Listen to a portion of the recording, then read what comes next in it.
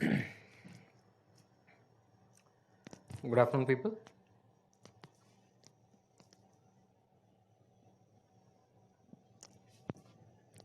Difficult now. Right now, so after a long time, so we're taking classes from the academy. All right, fine. So hello everyone. All right. So as people face difficulty, so yesterday night only I traveled from my native hometown till came in the morning. All right. So because a lot of people said that it's so very much difficult to comprehend whatever it is just by writing in the one note. All right, that is the reason why. And first of all, I would like to start with an excuse. First of all, I'm not kind of feeling well, so I'm just speaking very low. All right, so don't mind that. Like if you're unable to get it, is this sound is fine, right? For the time being, sound is clear, right? Okay, fine. That is the reason why, and nothing apart from that. From tomorrow onwards, again, we'll be back to the normal, fine. Just because of the travel tide, I guess. Okay, fine. So what we're going to see today is so till yesterday, so hi everyone, so I did not check the chat box also. Just a minute, all right, fine. All right. So till yesterday, so we have seen all the borders, right? Except for Afghanistan and Bhutan. So we have seen the borders. So right now, what we're going to do, we are going to see a kind of a holistic view of all the borders actually. All right. So you can write this one. Please draw a table like this one. This is for your convenience. All right. So whatever we have already seen, so we are going to put it in a tabular column so that it's for a quick reference, ready reference kind of a thing. So please go through and then please do draw a tabular column also. So all right, so after drawing, please do let me know.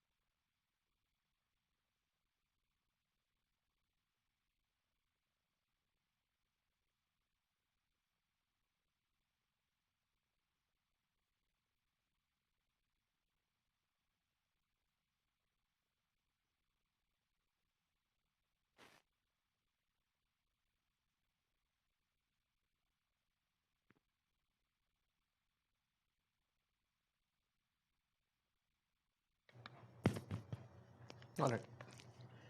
So these are the uh, along these the countries. All right, along these the kind of problems. All right, so countries on the top from left to right and from top to bottom the problems. All right, so right now we are not going to do anything. Like I'm just going to give a tick mark. All right, so if there is a problem, see, don't write each and everything depth. We have seen already in depth. What I'm going to do right now is I'm just going to make a tick mark whether it is there. So three signs I'm going to use it. If it is a right, that is a tick mark, then it is there, the problem is there. And if it is wrong, it is not there. And if it is, I'm kind of drawing a hyphen, so it means occasionally there is. All right, depends on the situation, depends on the circumstances. Fine. And this is what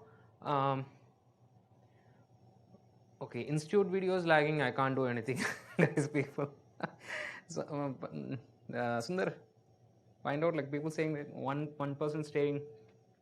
Anybody else have the same problem? Institute, this video is lagging, or the specific person?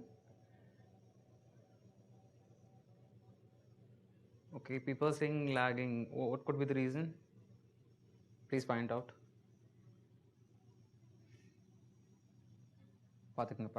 All right. So if there is anything, like, just please message only to the host, not to the co-host, because, like, say anything related to doubts, like, you just let me know, because it's kind of thing. Okay, fine. Now is it fine? Is it kind of?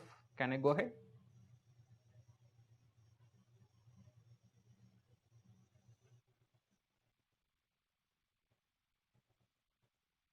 People, can we go ahead? The video is fine. All right, fine. Chalo then. All right, so this is what. So just make a tick mark, and then, like, please understand, like, so whatever they don't keep on writing each and everything. So that is fine. Okay. So start with that. Like, so what about terrain with respect to China? So the meaning of terrain means, do we have a difficult terrain for border management? So we have seen the geography, right? So for each of these countries, there are certain countries like China, Pakistan. We have seen the geography is very difficult. So terrain here means geography. So do we have a difficult terrain? Yes, we have a difficult terrain. Is it not? So and the entire, it is the line of control as well as the McMahon line. It's full of difficult for border management. We have seen that. And what about border disputes? Do we have a border dispute? Yes. Example, LAC. So if we don't have something called international borders, that means what? We have a temporary boundary like LAC, LOC, right? So here in this case, we have LAC, line of actual control only. Yesterday I mentioned that even that line of actual control means what? That the position only. It's more like AGPL. There is no such agreement. Yesterday I mentioned that, right? So there is no such kind of agreement across these borders, common delineation, common demarcation. So what you have is these border disputes. It's just you have to maintain the position. That is what called as line of actual position. So there is no agreement on the borders, but people, the China is staying there, Indians are staying there just because on the position of 1962. This is what basically. Fine.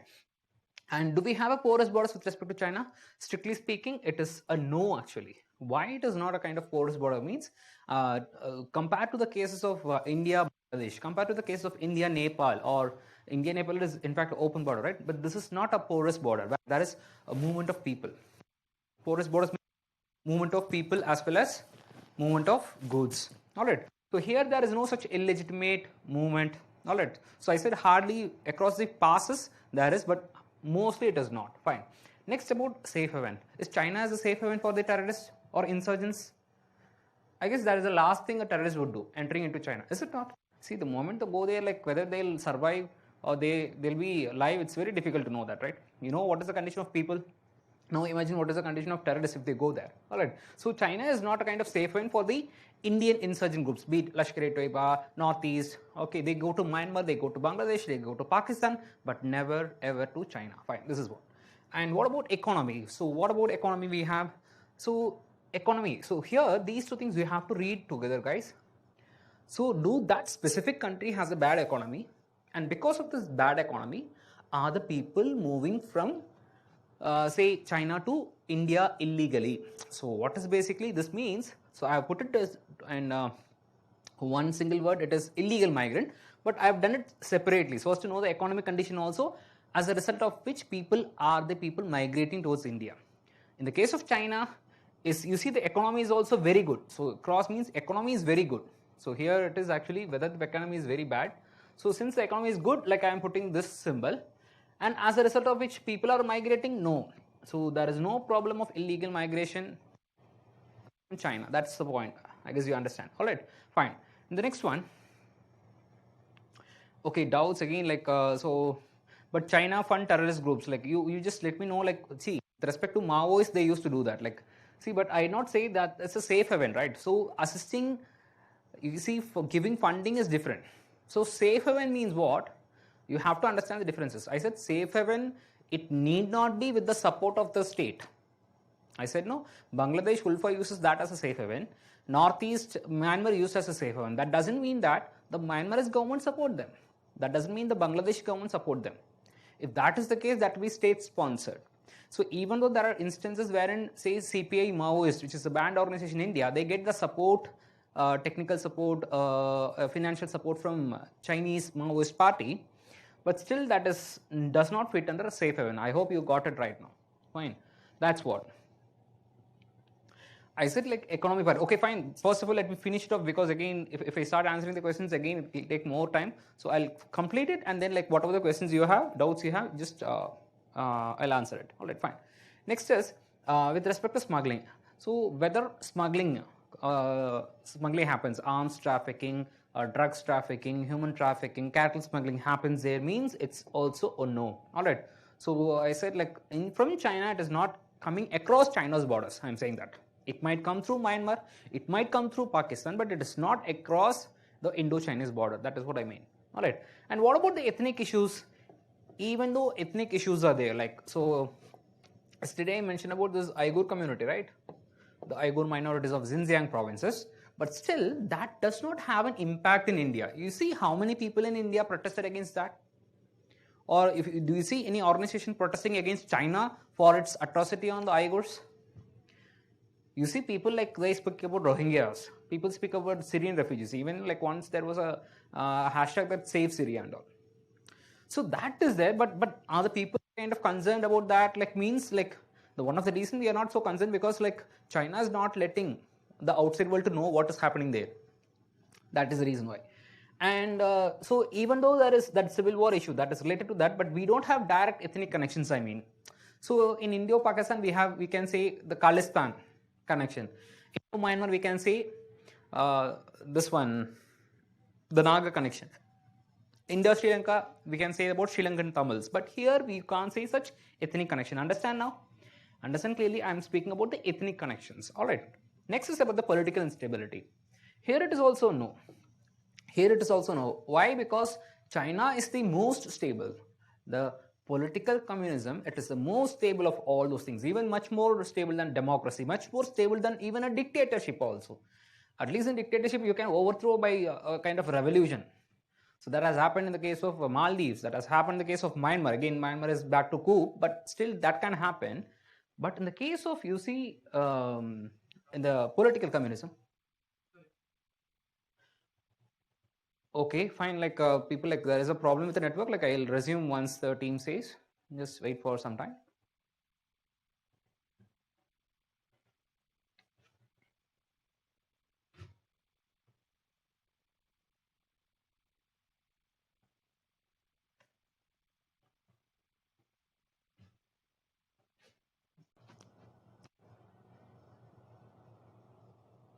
Can we go ahead? Okay, fine, sure. All right, so this is what, with respect to political stability, I said like it is the most stable part of. All right, fine. So next, with respect to terrorism, so is there any terrorist groups which is groomed? Can we say China has to be a hotbed or kind of affected by terrorism? It is also a no. It is also no. All right. But interestingly, having said, see, most of the indicators saying that it is no, but China, in fact, it is one of the largest threat we have seen, right? All right. So the thing is that China, what is that doing directly in the borders? They are doing indirectly. How? By affecting the neighbors. So we have seen about this Chinese debt trap, right? So we have seen about this, how military dominance they had it in Maldives and right now in Sri Lanka and Myanmar. That is what. So having said that, so what are these indicators I have given, but still it is creating as big as problem as Pakistan does. Understand now? This is for your reference. People might say that, like, sir, most of the indicators are no, but why still we are creating such a problem? Fine. So Chinese debt trap, how it is affecting our neighbors directly, indirectly, Bhutan issue, yesterday we have seen everything. Understand? This is what. And with respect to Pakistan, you name it, we have it. The other side of China, all things. Is it not? Fine. Starting from, say, terrain. Yes, we have a difficult terrain. We have what disputes? LAC, AGPL, sorry, not LAC, LOC, AGPL, IB, fine. And what about porous borders? This is not fully a porous border, not much of a movement actually. So I can say that there is movement across line of control, mostly between India and Pakistan, even till today, even though the trade is closed, even though the train service is closed, but there is specific movement legally as well as illegally. So illegally is not a problem, but illegal movement is there. Illegal movement of goods is still there in Pakistan occupied Kashmir and India's Kashmir across line of control. This is something which you have to know. Understand? And next is Pakistan as a safe haven. Yes, examples: Lashkar-e-Taiba, Jaish-e-Mohammed. Alright, so they use what? They use Pakistan as a safe haven. Alright, so next is economy. Is Pakistani economy very bad? Yes, it is very bad, but as a result of which there is no migration. That is what the problem is. You should be very careful. Pakistan economy is very bad right now. Maybe if you study bilateral or something, like, you will get to know that, like, IMF, International Monetary Fund, is coming for a bailout, but International Monetary Fund, what it says, only if you stick to the FATF compliance, the Financial Action Task Force compliance, only then we will give you money for a bailout. So that is a kind of nexus, right, between not nexus in the sense, not the negative terms, a connection, you can say, between how IMF provides fund as well as based on FATF. So please do watch that, like FATF and IMF thing also. But you see, what there is no such illegal migration which is rampant as such in the case of Bangladesh, because of the fact that Pakistan, the skilled people, they mostly go to countries like UK. You see a lot of people in UK as well as in other countries like Canada, Australia and all. But apart from that, there is no such illegal migration as such, illegal migration. So people infiltrate in those areas, LOC still. And that is what you have to keep in mind. So it is not a straight no or a straight yes. There is movement of people, but that can't be, you can't say it's kind of for better prospects in India. Understand? This is what. And what about smuggling or fake Indian currency notes? Yes, we have seen golden. Remember this golden crescent, Pakistan, Afghanistan and Iran. So fake Indian currency notes, smuggling, everything happens. And what about ethnicity?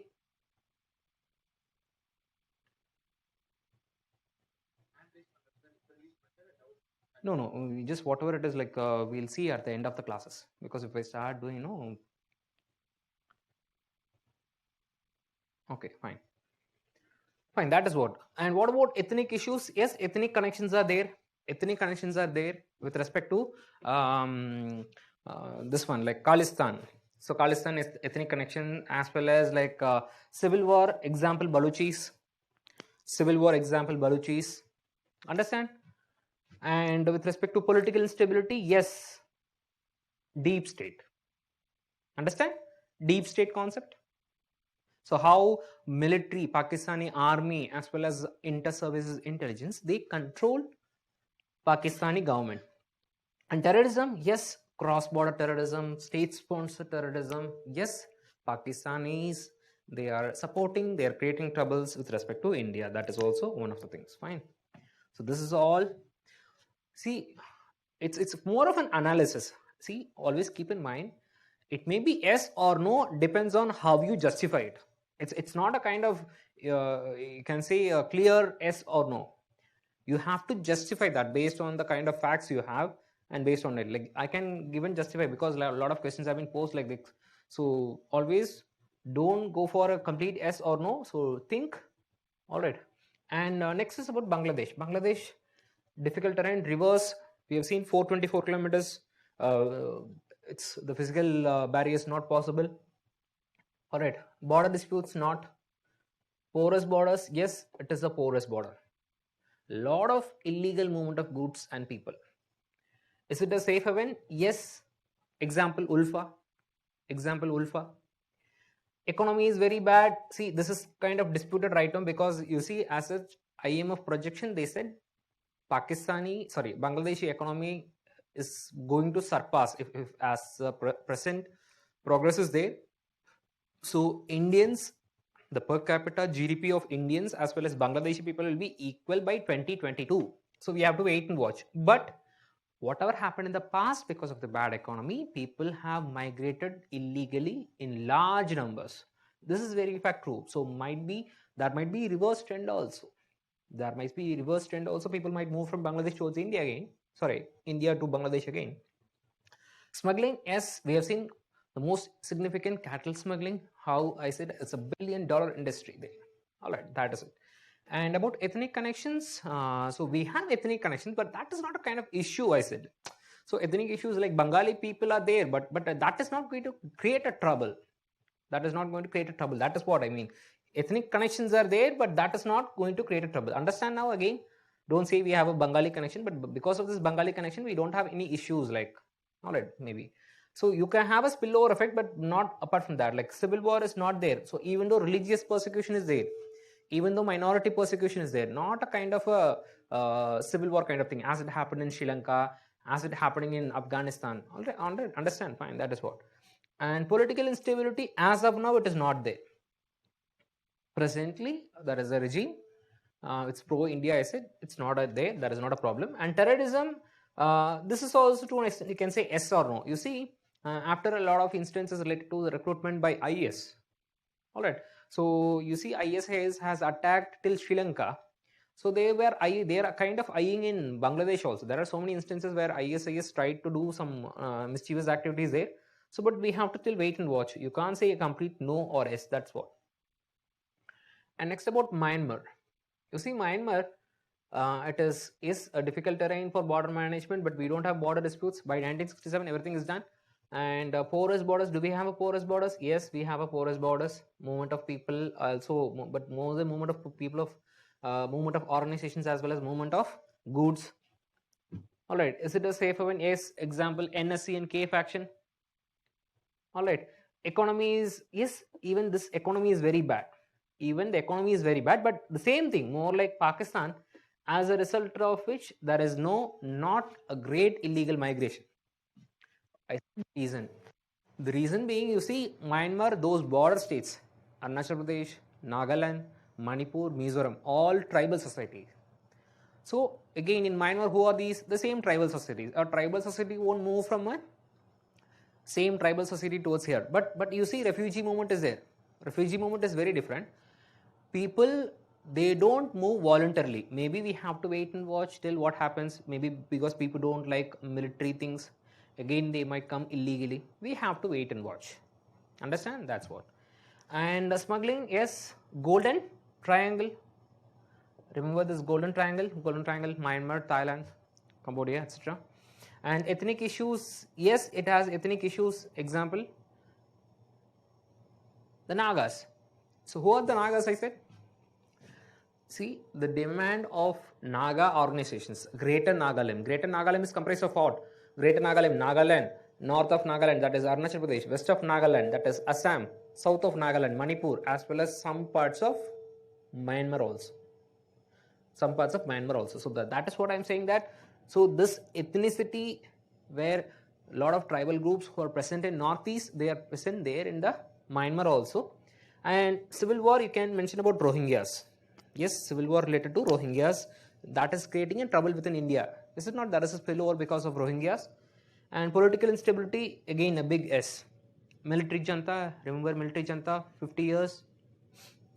And here with respect to, again, last week there is a military coup. And terrorism, not much. So no instance of IS or any other terrorism, so, but civil war is there.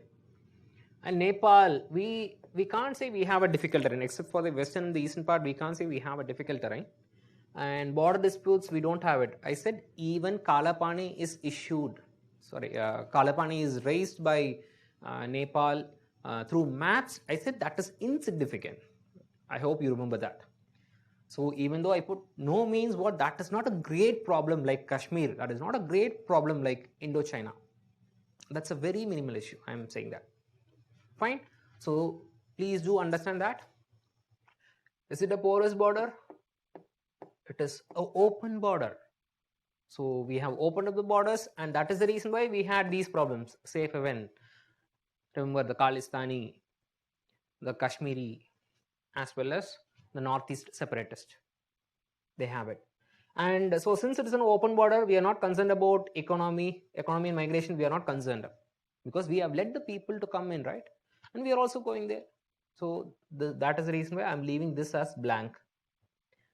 All right, and next one, smuggling. Okay, so one more time, people, there is a problem with the network. Like, we'll log in again. So sorry for the inconvenience. Like,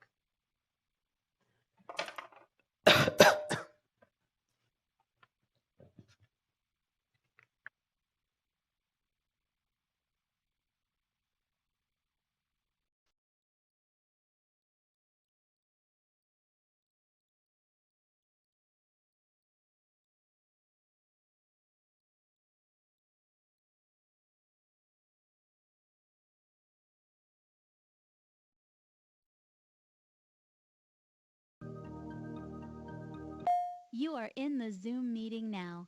This meeting is being recorded.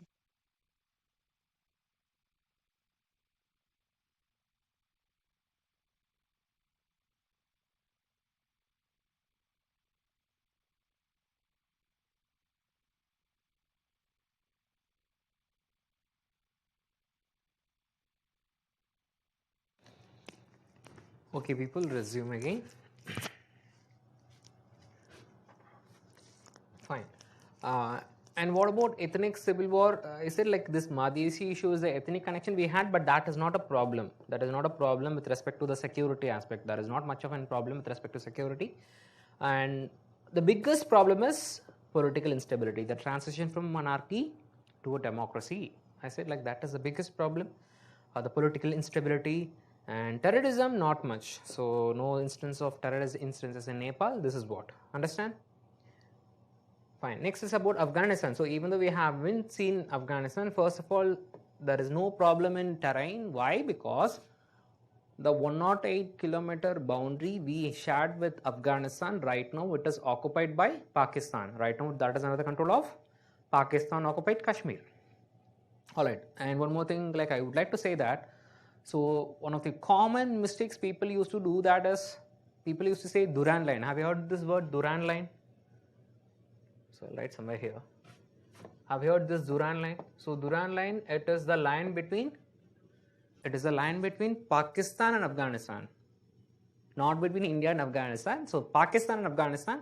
So people should not make that mistake, because normally in interview also people used to ask these questions and people commonly make a mistake. Durand line. If McMahon line is between India and Tibet or India China, if Radcliffe line is between India and Pakistan, India Bangladesh, that is East and West Pakistan. Durand line is not between India and Afghanistan, between Pakistan and Afghanistan. Understand? Fine. So this is what, and the border disputes. So there is no such border disputes, because since the 1950s we not occupy, we don't have a control over there. So nothing about porous borders. So we don't want to say about porous borders. But you see, it is a safe haven. That is the safe haven for all the terrorists. It's exactly opposite of what China is, right? If China is the last thing terrorists would do, go into that. But here it is. All these people, take Osama bin Laden. All right. So other people, Osama, like one example is enough for that. Like, all right, fine. Next is economy migration. Again, we are not concerned. Smuggling is there. Golden Crescent. All right. World's best quality heroin, they're coming from there. All right, that is what. And with respect to the ethnic issues and civil war, there is a civil war, there is ethnic issues within Afghanistan also, Taliban civil war and all. But that is not having a direct security threat. That is not having a direct security threat. Maybe one thing you can say that, like, how, in the sense, so we have invested a lot of money in infrastructure. So we are kind of trying to get oil from Turkmenistan. All right, that is something we'll discuss these things later on. The Tapi pipeline, we'll discuss it with respect to Afghanistan and terrorism, but we can mention about Tapi pipeline. Turkmenistan, Afghanistan, Pakistan, India pipeline, which to take oil from Caspian Sea to till here. But you see, like we have taken the alternative route. So right now, instead of going from Pakistan to Afghanistan, we are reaching Afghanistan through Iran. That is the reason why we are developing Chabahar port. Understand? That is the reason why we are developing Chabahar port. So through Chabahar port, again we are entering into Afghanistan, and thereby creating those facilities. All right, so have that in mind. And what about political instability? Yes, that political instability. So between Taliban versus the Afghan government. So please follow the talks, but this is more important from the bilateral perspective. But that is kind of creating troubles. One of the reasons why Afghanistan is considered to be the hotbed of terrorism. One of the reasons why Afghanistan is said to be the hotspot of terrorism today, that's because of the civil war. All right, because of the political instability between Taliban and Afghanistan government. Please do watch that, but that is more important with respect to bilateral. And with respect to terrorism, yes, a big yes. Afghanistan is affected by a lot of terrorist groups. We'll study that in terrorism, Haqqani brothers, Al Qaeda, Taliban, this Tehriki Taliban. All right, a lot of groups are there. ISIS, Khorasan, a lot of groups. We'll discuss that in terrorism. And about Sri Lanka, yes, terrain because of marine, because of these marine borders, there is a problem. But not exactly because of the terrain, but because of the water. Because of that, we have an issue. That is the reason why I put like this one. And border disputes not there. Porous borders, like no such porous borders, you can say illegally coastal smuggling is happening. But it is very difficult to take note of all the coastal borders, right? So that is the reason why there is movement of goods illegally. So that is what I put a big S here. But we can't say the porous borders as compared with the land borders. So here it's a maritime boundary, so I'm taking it like this one. Is it a safe haven? No, not much. Any organizations? And economy migration, again, no. So economy is kind of comparatively good, but we have to wait and watch till, again, if China comes in, Chinese debt trap, there could be problem. Migration is not an issue, so as a result of which people are not migrating here. Again, more like Pakistan, the skilled laborers of the skilled people of Sri Lanka, they go to the Western countries. Fine. Next is ethnic issues. Yes, there was ethnic issue. The spillover of ethnic Tamils, spillover of the civil war. There was, but right now I said it is subsided. Right now it is subsided. There was, but right now it is subsided. Now, what about the political instability? Political instability, it is, we have to watch. So, East Container Terminal contract cancelled. Sri Lanka has foreclosed the loan, 400 million currency swap arrangement. So we got to wait and watch till what happens. All right, so this is what. And terrorism, it is not much, but recently the Easter attack. So ISIS has come till Sri Lanka also. Fine. And with respect to Maldives, the same thing. Maldives, the same thing. But Maldives, one thing is, you see, organizations use that as a safe haven. All right, organizations use that as a safe haven. And next is economy. Economy, you see, even though their economy currently, it is not as good as before. It was in the last decade, but there is no movement of people actually. I said no, India and Maldives has an arrangement. See, Maldives will be the first, the Maldives will be the first capital in the world to be submerged because of rising sea level. And we, India as well as Sri Lanka, has an arrangement with Maldives that in case of submergence, these people will be relocated to Sri Lanka and India. I said no, that is what. So you can have that in mind. So migration is not an issue, and economy is also not an issue. And what smuggling? Nothing to smuggle from there. All right. The thing is that, like, if you want to smuggle, only you can smuggle people. Nothing apart from that. Like, so Maldives, like, it's only tourism. Nothing is there. All right. And ethnic issues, civil war, not much. The biggest problem is political instability. All right. And terrorist instances, I said, because of recruitment, not terrorist violences, and because of recruitment, that has an Indian connection. All right. Because if Maldives is affected, that will be detrimental to India because of its proximity. Always try to connect the links. All right. Connect the links. Fine. And with respect to Bhutan, no issues. Even though we have not seen about Bhutan, you see, Bhutan is called as an all-weather friend. You see, the present prime minister, so when he was chosen to be the prime minister in 2014, the first country he visited as a part of neighborhood first policy is Bhutan.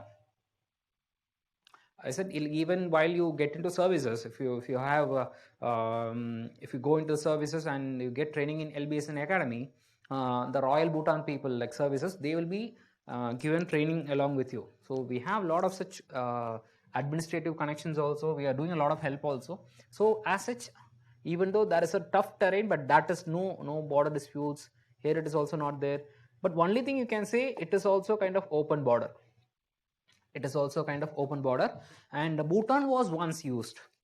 Bhutan was once used as an safe haven.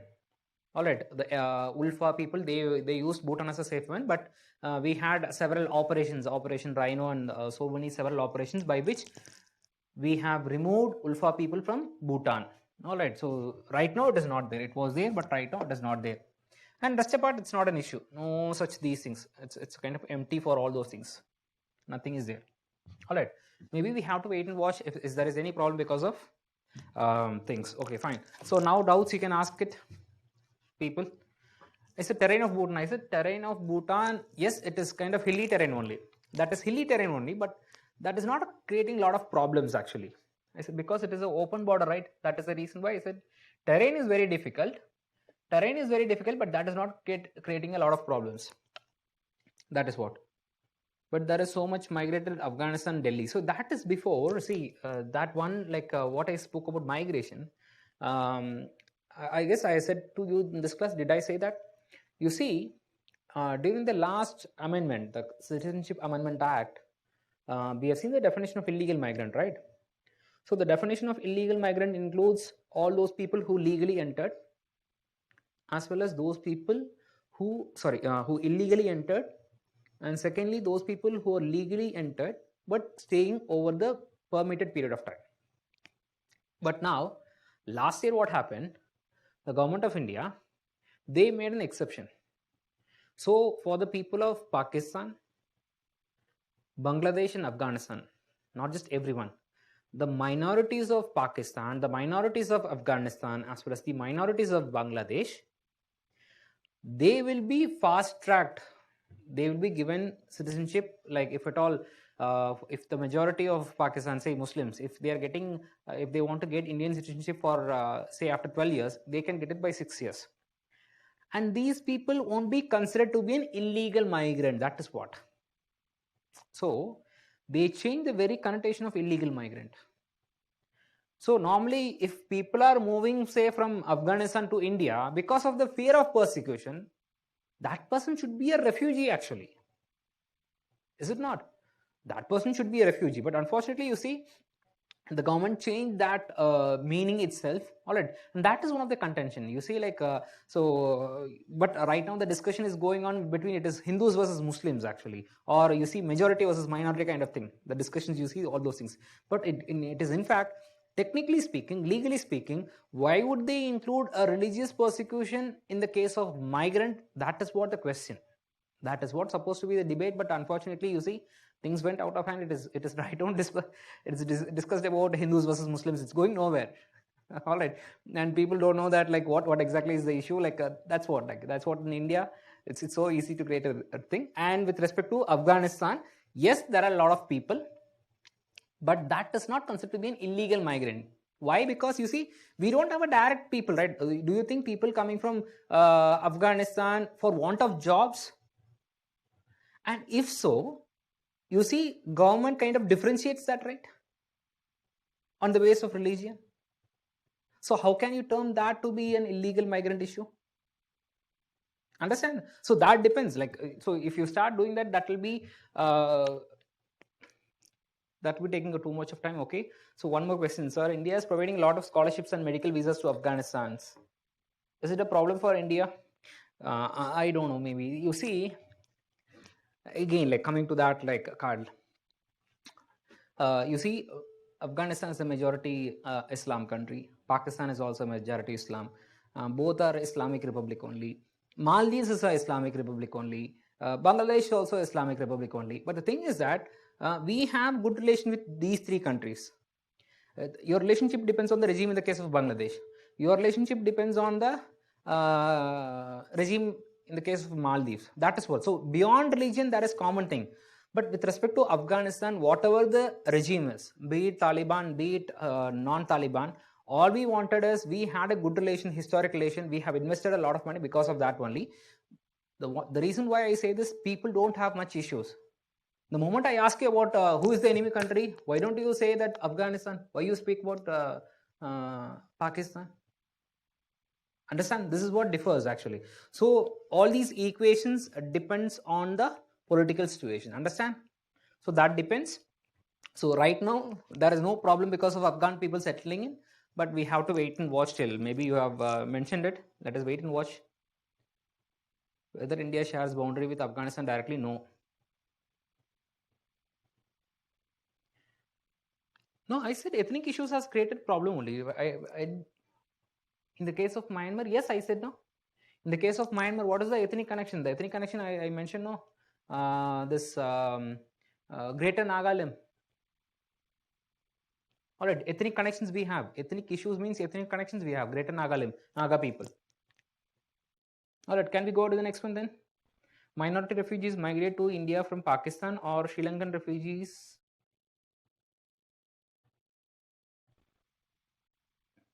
No, refugees is not migration. That is what I am saying from the first. I saying from the first class, right?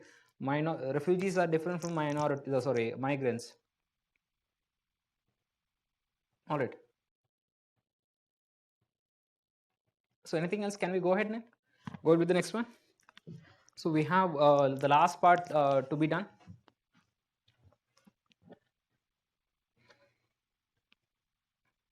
People, can we go ahead? All right, fine. So next one. So we're going to see the border management with respect to the solutions for border management. Now we'll see the solutions for border management.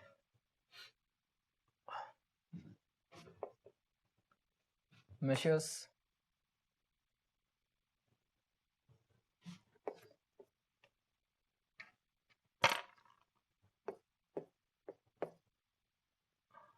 It's too big, no?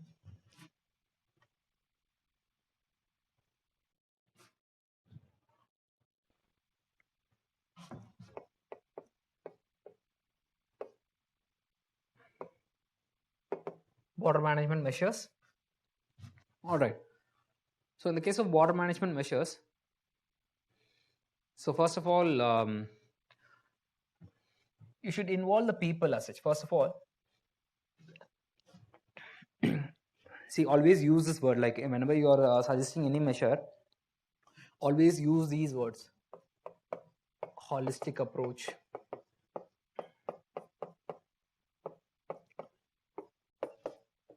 multi-pronged strategy,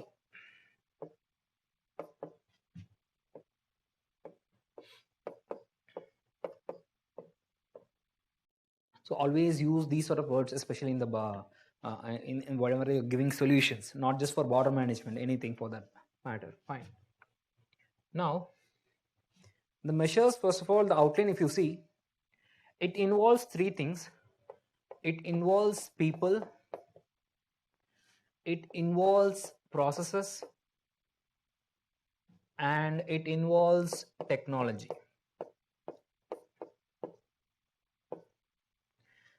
So it involves people, it involves processes, and it involves technology. Now, people are a part of process. Technology is also part of this process. So right now, we are going to focus upon the process alone.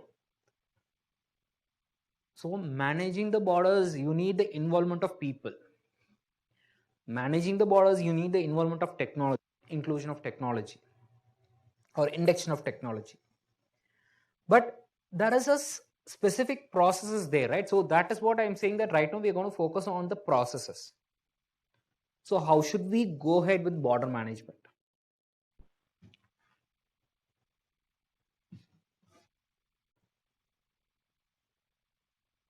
So how should we go for border management? So what are the processes right now we're going to see? What are the process involved?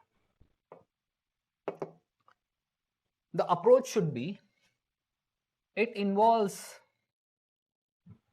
the process involves, number one,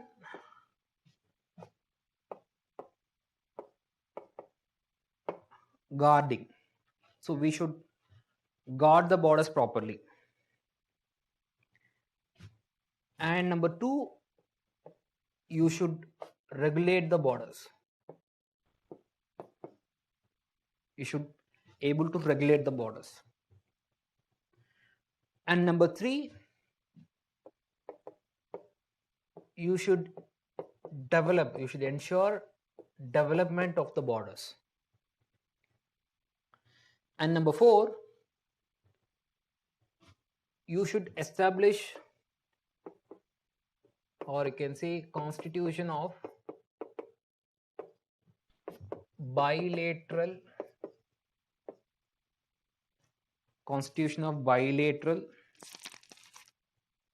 institutional mechanisms.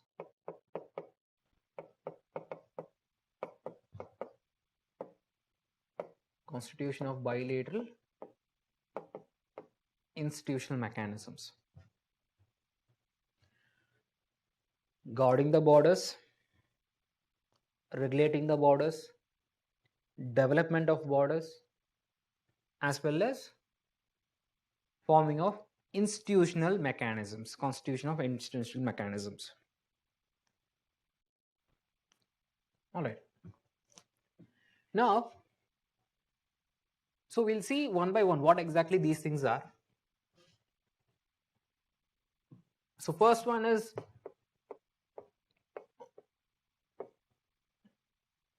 guarding the borders.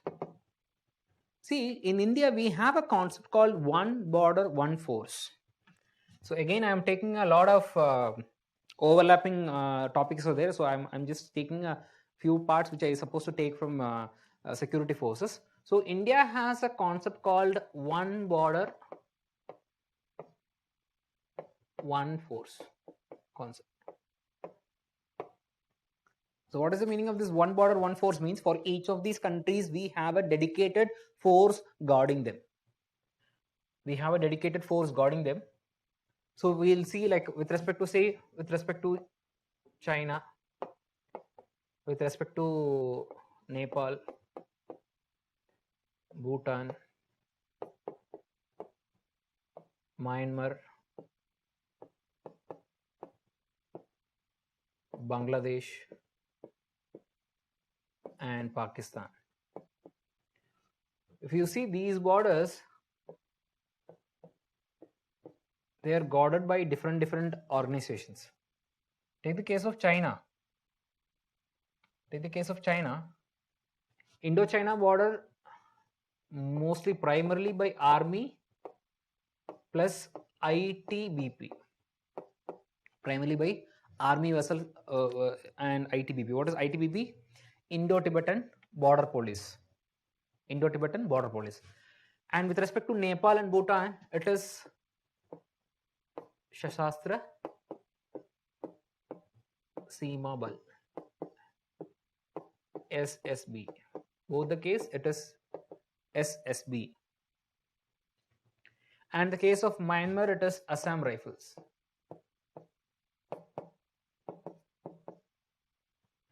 And in the case of Bangladesh, it is BSF, Border Security Force. And in the case of Pakistan, it is 3 things actually. So Pakistan, so there is 3 borders, right? International border, LOC, AGPL. So in the case of international border, it is BSF. In the case of LOC and AGPL, it is Army plus CAPF. What is the meaning of CAPF? Central Armed Police Forces.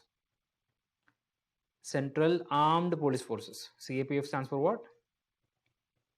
Central Armed Police Forces. It may be ITBP, it may be BSF, it may be CRPF, anything it may be. All right. So this is what, and we've already seen the kind of coast also, right? So this is with respect to the land boundary. So one border, one force concept, it was created after the Kargil war. Actually, we'll discuss that after the Kargil War Review Committee. We decided to do that. All right, this is about the land boundary. This is about the land boundary. BSF stands for Border Security Force. ITBP, Indo-Tibetan Border Police. CAPF means Central Armed Police Forces. Now, what about the maritime boundary? The maritime boundary, if you see, like I have given the example, right? So maritime boundary, we have territorial waters, EEZ, and high seas. So in the case of territorial waters, it is, I said, state coastal police or marine police plus the Indian Coast Guard. Indian Coast Guard, and here it is Indian Coast Guard, here it is Indian Navy. This is what the structure is.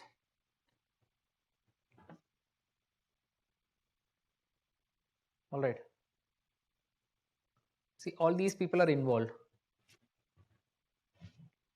Ministry of, you see, state police also involved.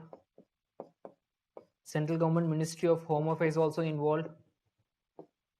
And Ministry of Defense also involved. Like, so ICG, it's again ministry, but I'll discuss, like, not just, I'm not here, it is not about maritime, I'm saying generally in border management, state as well as central government. Even the central government, not just one specific ministry, Ministry of Defense, even Ministry of Home Affairs, more than important. More than it is important. Fine. AGPL, like the AGPL, same thing. I said both for AGPL and that, primarily by army. In AGPL, you can find ITBP. So that depends on the cases. The Central Armed Police Force, no? So they can be deployed. But primarily those problematic areas, primarily by Army, Ministry of Defense. Primarily by Ministry of Defense, but others also. Fine, that is what. Understand? This is what with respect to this guarding of borders. Okay. Next one. So we have to discuss about the regulation of borders. The second one is about regulation of borders. Now, what is the meaning of regulation of borders? You should allow the movement of people. You see, it's about two things. It's about, you can say, porousness and non-porousness. Porousness versus non-porousness. See, porousness means in those areas where you have to allow the movement of people. So this means allow the legitimate movement of people.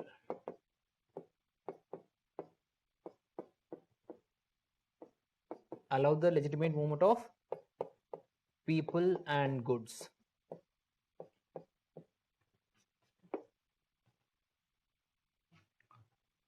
Non-porousness means prevent the illegitimate movement of goods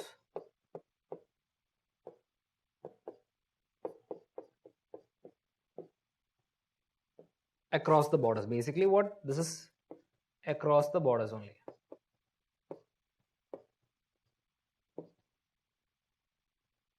Understand?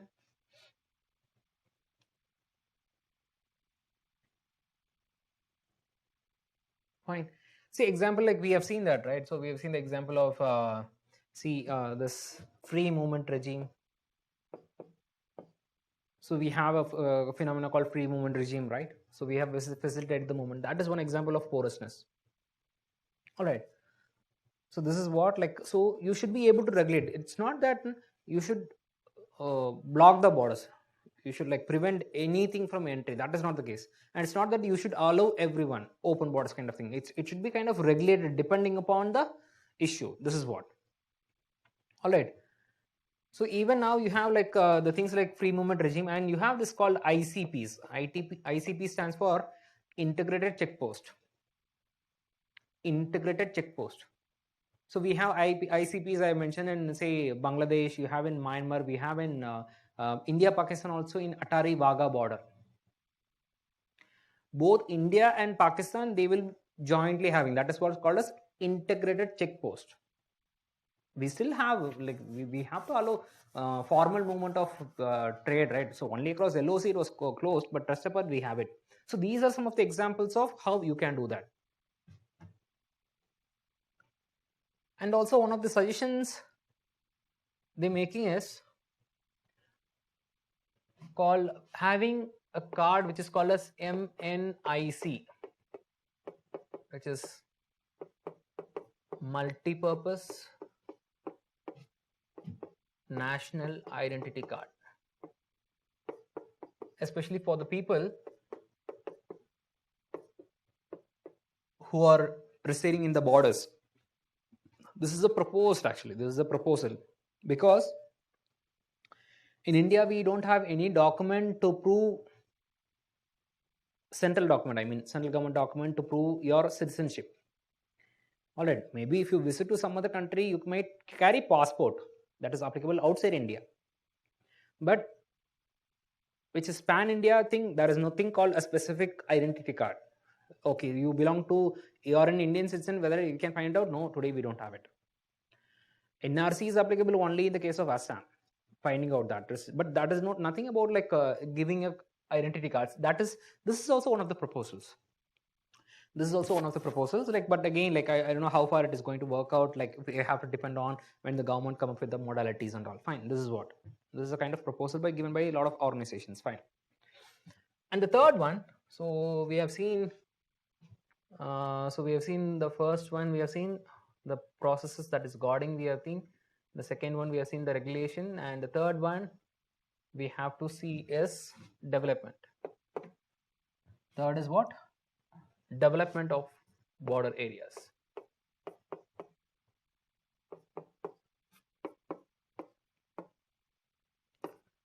In fact, like we have a dedicated program called Border Area Development Program.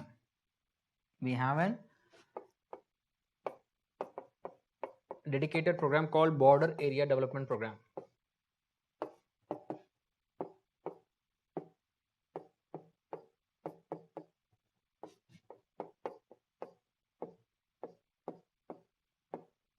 So by which what happens, these forces, right, border guarding forces, those forces who are deployed in the borders, they involve in what is called as civic action programs. They involve in civic action programs.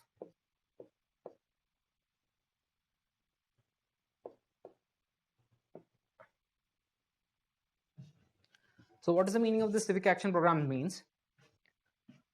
You see, in the borders, these people, they used to construct bridges, they used to construct roads. You have something called border road organization also. But those people who are deployed there, they used to be involved in construction process also. So those forces are not only meant for fighting. Those forces are not only meant for fighting, they are not only deployed at the time of, say, military or the emergency purposes, even in the civilian times or in the case of peaceful times, they are involved in what is called as a nation building, especially in the, you can say in the border areas. All right, so they used to involve, you see, they used to conduct regular cultural programs, they used to conduct sports activities. Why such things are done? Because basically which will be studied in later classes, that is called as WAM policy.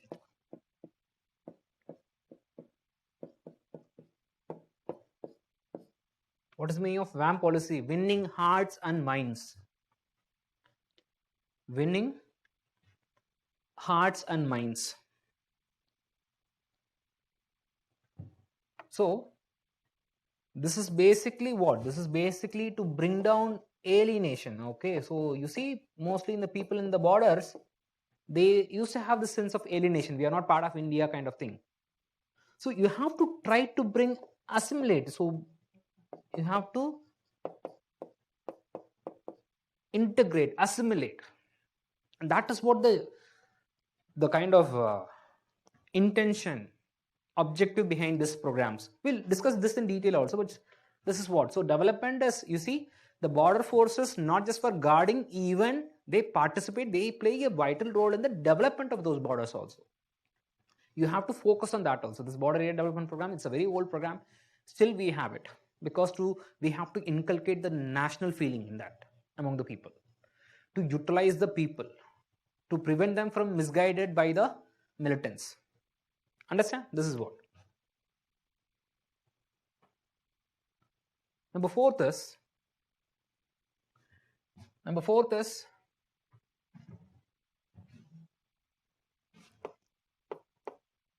the constitution of bilateral institutional mechanisms. What are the bilateral mechanisms? See, since it's a border dispute, there need to be cooperation, is it not? First of all, a very important aspect is there needs to be cooperation between the two respective states or the countries. So what are the bilateral mechanisms you have it? You see, often these people, they conduct meetings at the national level.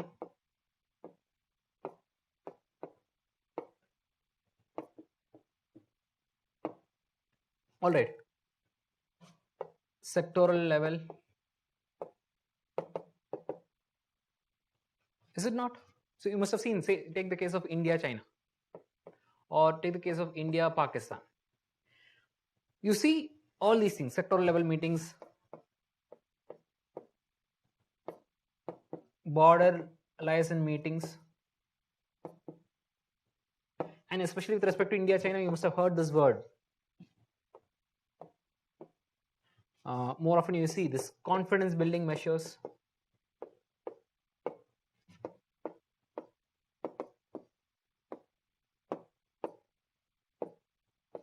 Is it not?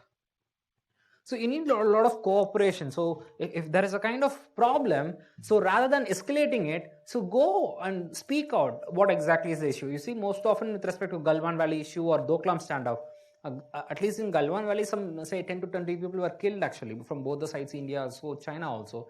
But in the case of Doklam issue in 2017, so there were deployment, but it does not result in any of the casualties. The reason being is that, like, again, when it was escalated to a kind of clash-like situation, they go and speak, and because of this diplomacy, everything was fine in 2017, Doklam issue, but not in the case of Galwan. So this is what. So you have to focus on these meetings at the level of don't go for head-to-head meeting like President of China and Indian Prime Minister should meet along. No, not like our defense minister as well as Chinese defense minister. So mostly ensure at the bottom level. The speech, the cooperation should start from the bottom level and then like bottom of the pyramid. That is what. And you see these confidence building measures. This is something you can infer from the people also. You see, you heard this word soft diplomacy.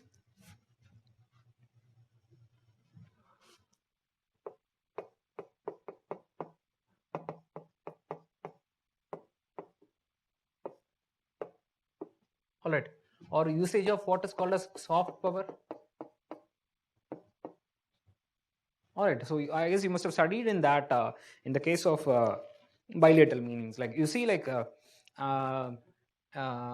maybe like you have a lot of enmity between India and Pakistan. The moment we discuss about enemy, like you think about Pakistan.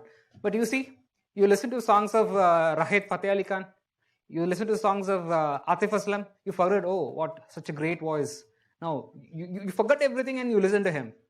All right. So just because of he is Pakistani, you are not going to listen or what? All right.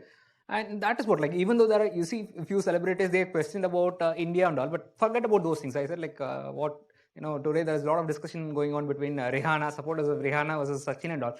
But these are not like, you don't bring those celebrities and these things are like the problem between the countries as such. But generally speaking, so soft diplomacy is also one thing. Like, so it is not that only the government has to speak, the government has to cooperate. Even so, bringing down the level of enmity by promoting the soft power is also one of the major important factors. Understand? You see, unanimously in every class, the moment I start like, okay, we'll start with the enemy country, people say Pakistan. Yes, sir, Pakistan. Guys, maybe whatever they considered, like they are our brothers, they are still our brothers. Maybe they can consider that maybe because of the regime. All right, so that is what the problem is. So even from the people perspective also, you have to do that. Like, so that is what the involvement of people, I'm saying that in the process is fine. This is what, and when we discuss about this bilateral institutional mechanisms, and another point which you can mention is improvise the economy.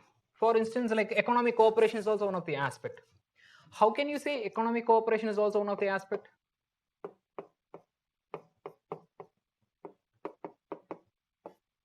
You see, India and Bangladesh, a lot of people are migrating from Bangladesh towards India. I said past, okay. A lot of people migrated. So what India and Bangladesh, we engaged in a series of arrangements. For instance, India gives Bangladesh, you see, frequently a line of credit, just means credit. We give soft loans, loans at very less interest rate. We are getting from Japan and we are giving it to countries like Bangladesh also. That is to maintain the relationship. People, so many times they question this also, sir, already we are having, so we are getting it from Bangladesh, sorry, we are getting from Japan, but why we are giving to Bangladesh? We have to repay to them, right? So that is all different. Based on your neighbors, like,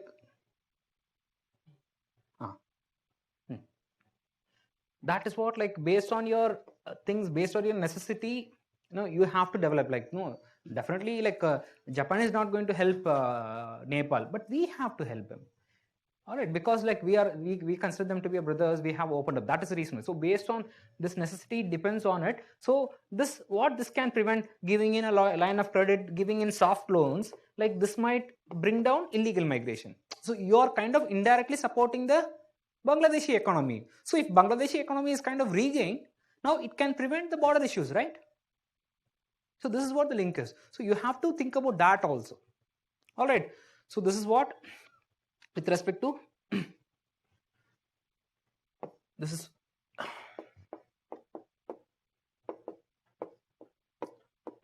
all right, fine. This is what with respect to yes, that's what, like, India gave a lot of things to them. Lot of examples you can give. All right, and one more thing is so one more thing lastly about technology. After technology we'll have a break, don't worry. And last about the technology. So we have seen all these aspects. So we'll see lastly technology also. I said people through soft confidence building measures, soft power, like we should develop that also as a part of this processes. We have seen like how the security forces were a part of processes and other people also. Now we are going to see how about technology also. So how technology plays a vital factor. How technology plays a vital factor. What is the role of technology? The role of technology is, you see, you have two set of things. So wherever physical barriers are possible, that is not an issue. Wherever physical barriers not possible, you see this non-feasibility. I said no, this non-feasibility of physical barriers.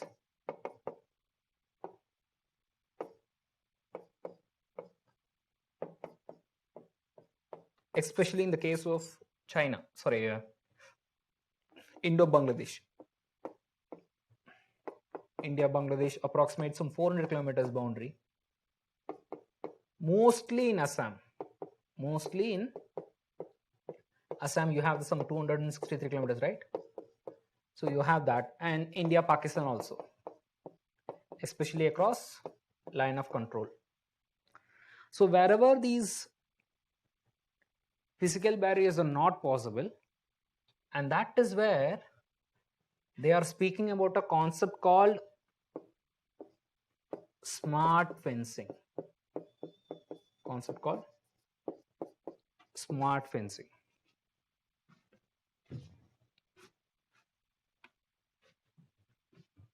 So what is this concept called smart fencing? All right. So smart fencing means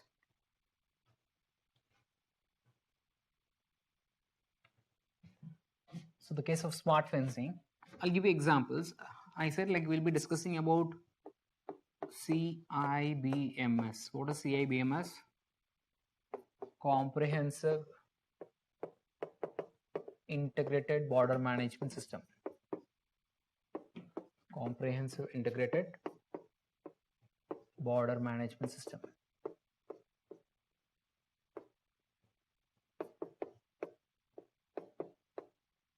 As a part of CIBMS, we have programs like Bold Quit. What does Bold Quit stands for?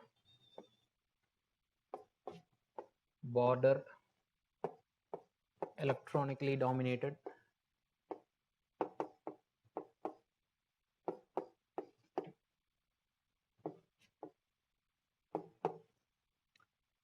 QRT interception technique.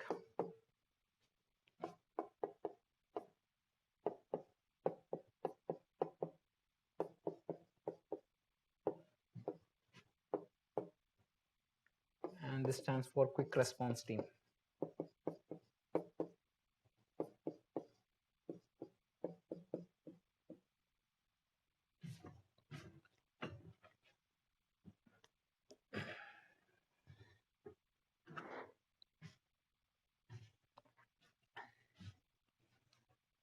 All right.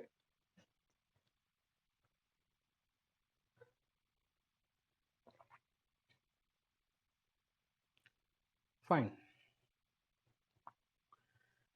This is mostly used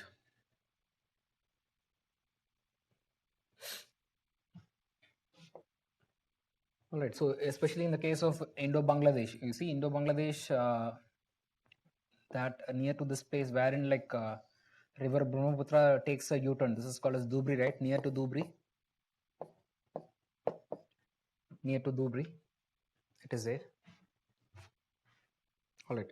Actually, it is not managed to have tea while taking classes. Actually, fine. So we'll have a break, and because like I need to soothe my throat. All right. So we'll have a break for 5 minutes. We'll resume. All right.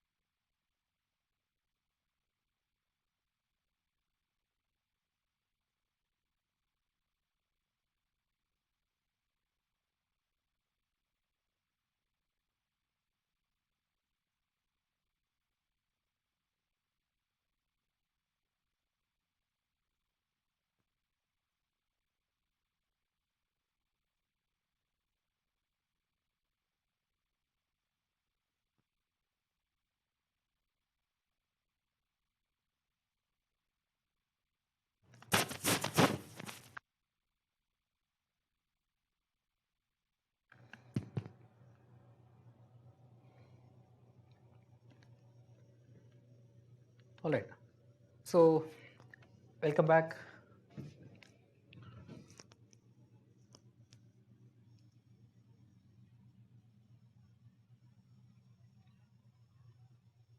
All right. So, welcome back, people. Now, so why we are going for technology, infusion of technology? So, what is the meaning of this bold quit means? Like, so you are using the people as well as technology. For instance, you must have heard about radars, right? Radars, sonar, all right, sound navigation and ranging, radar devices, usage of infrared cameras, usage of night vision cameras, usage of unmanned aerial vehicles, use of thermal imaging. So you're incorporating these things. You see, I even give an example, right? Especially in the rivers, actually, because rivers often changing its course, it's very difficult. And take in the case of Pakistan borders across LOC, in the time of winters, it's very difficult to even if you construct physical fences, it will be damaged. It becomes an easy one, and that is the reason why right now we are going for these usage of laser and what is called as smart fencing, right?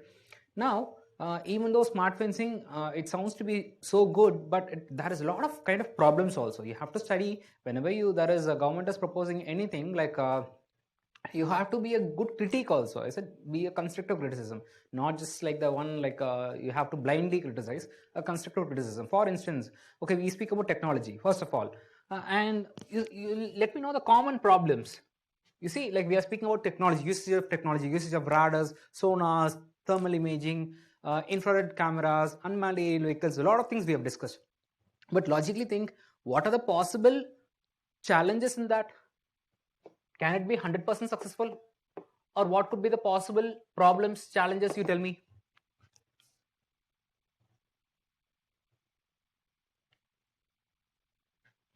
So able to hear? All right. Okay, economy means you can still be very precise. Okay, economic wise, cost wise, good. So cost is always a factor. When you bring new technology, whether we can afford it, whether we can able to afford it, that is the problem, right? That is one thing. So cost factor, okay, good. Okay, what about other things? Cost factor, good. Next.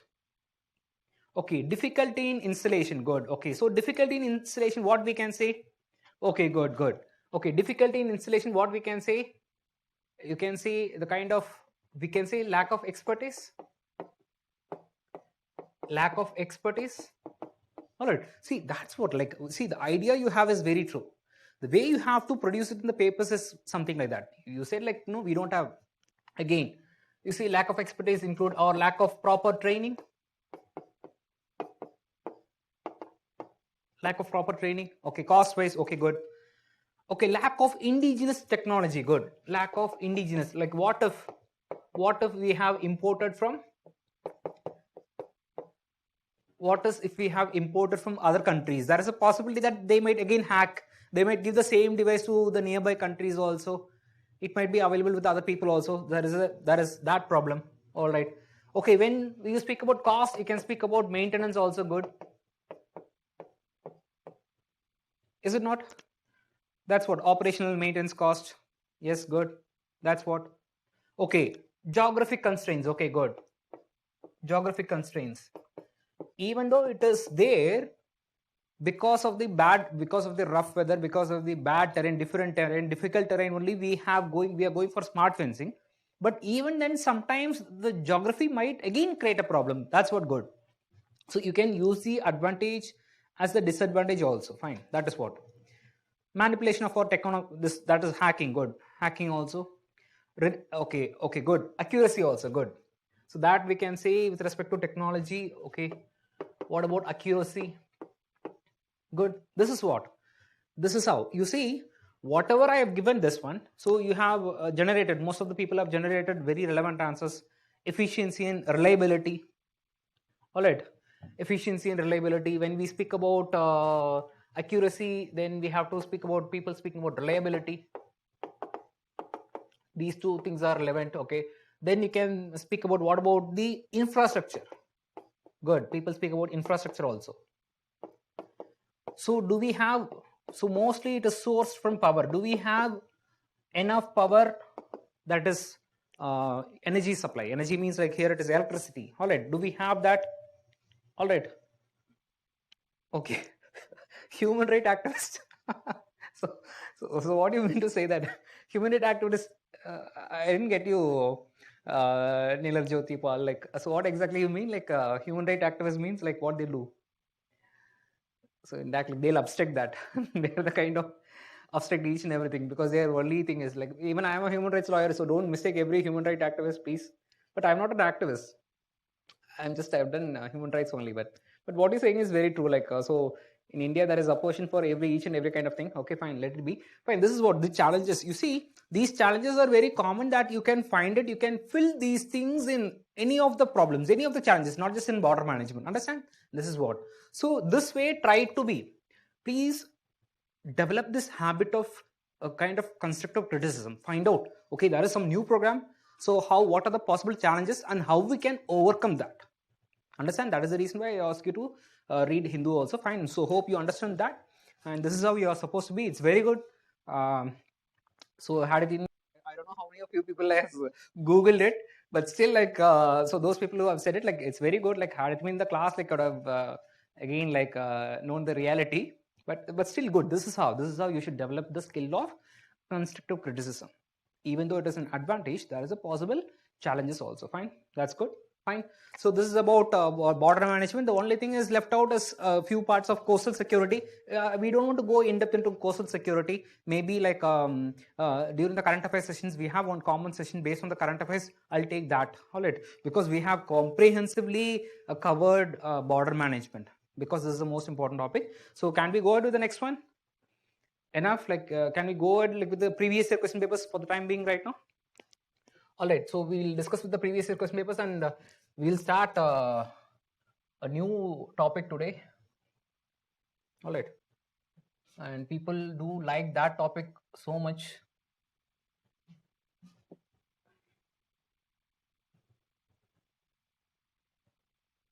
So we'll see the previous year question papers.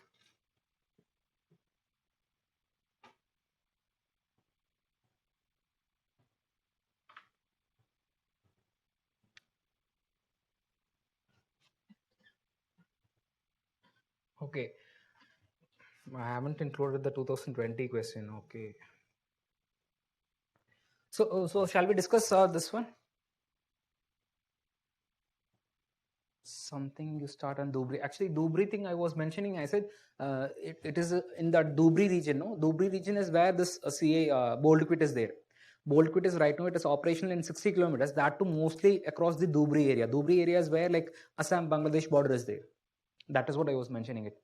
All right, so we'll do one thing, like so we have a class, one more class this week, right? So we'll discuss that along with I'll just include that 2020 question also, and we'll discuss that. Can we go to the new topic today? Soft diplomacy. See, soft diplomacy means like soft powers, or soft diplomacy means making, first of all, making the enmity, bringing down the enmity between the people, bringing down the enmity among the people to a extent. That is what called as soft diplomacy is. All right, fine. That is what. Fine. Okay. So next topic, I said, like, which is the interesting topic? I said I want to discuss. Like, you tell me which of the topic which you like the most, or can you guess like which topic? I don't say like whether I would make it interesting, but that is okay. Which topic? Money laundering. Okay, to an extent. Terrorism. Okay, but I already got the answer. More than organized crime is also fine, but Naxalism is the right answer. Good. Okay. More than that, Naxalism is the one, like, because Naxalism is kind of more, you see people like this is more often closely associated, right? I said like in India, anywhere, like anytime, like you support the stance of government for the time being. If you support, like, you automatically become a Modi Bhakt, or automatically become a Sanghi. All right, but in the case of, if you oppose it, you become an anti-national, anti-Indian, you're a Naxalite. All these things will come into your picture. Like India, they won't let you people freely kind of taken a balanced situation. Is it not? Like, you have to either fit into the shoes of a pro-government or an anti-government. So if you, the moment, like, you see, like, I've had all those avatars. Like, the moment I criticize someone, like, I become a party of another another member of another political party. So I've come across these things. So keep aside these things, and so we are going to discuss one of the most you can say is it rather a controversial topic, much debated topic, and the one which requires more sense or act of balancing, that is Naxalism. So Naxalism is a very sensitive topic, but the thing is that how you have to prepare is, so you have to prepare from both the aspects. So you have to prepare from the perspective of Naxals also. So you have to know why Naxals have taken arms.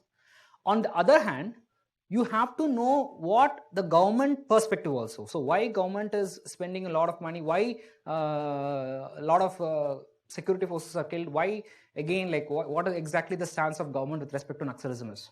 All right, so this is something that is the reason why I said like it's a very interesting thing, but very a much debated, a heated topic. Fine, so we'll discuss that today. So the topic is, just a minute.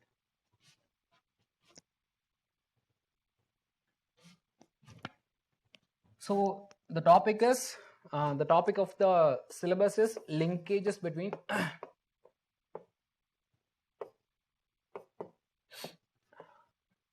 development and the spread of extremism.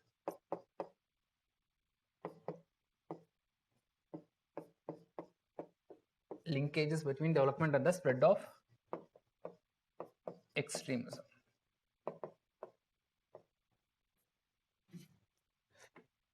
So this is the topic we're going to study, and definitely we'll study that, like whether this concept of urban Naxalism is true or not. All right, so that is also we're going to discuss that. Don't worry. All right, fine. So this concept of Naxalism, fine. So start with it. First of all, Naxalism.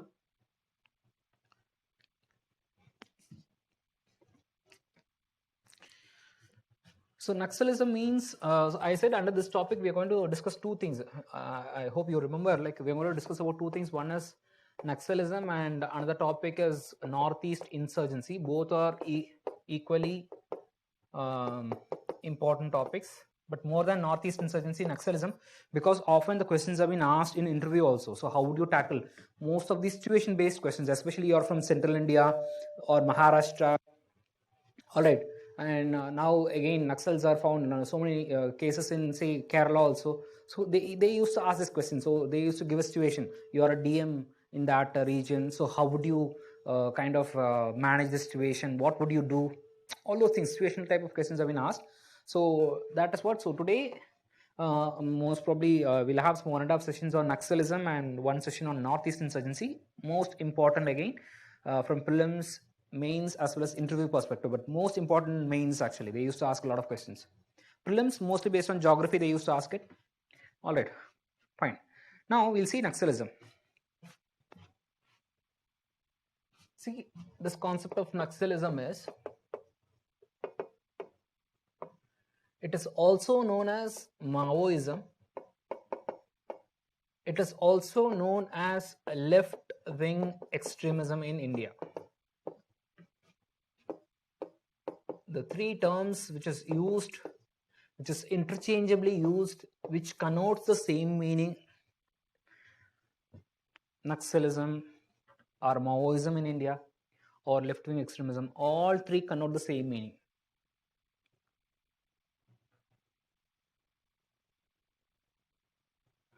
But we have to find out what exactly is the meaning of it.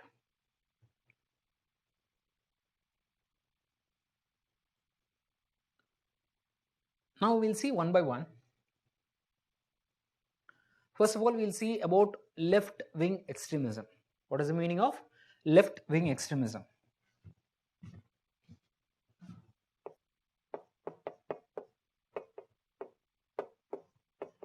So to know this left wing and right wing, what exactly is the difference between a left wing and right wing? Left wing and right wing. So to know this differences actually, I would like to give an example. I'm going to give you the political spectrum of America for the better understanding.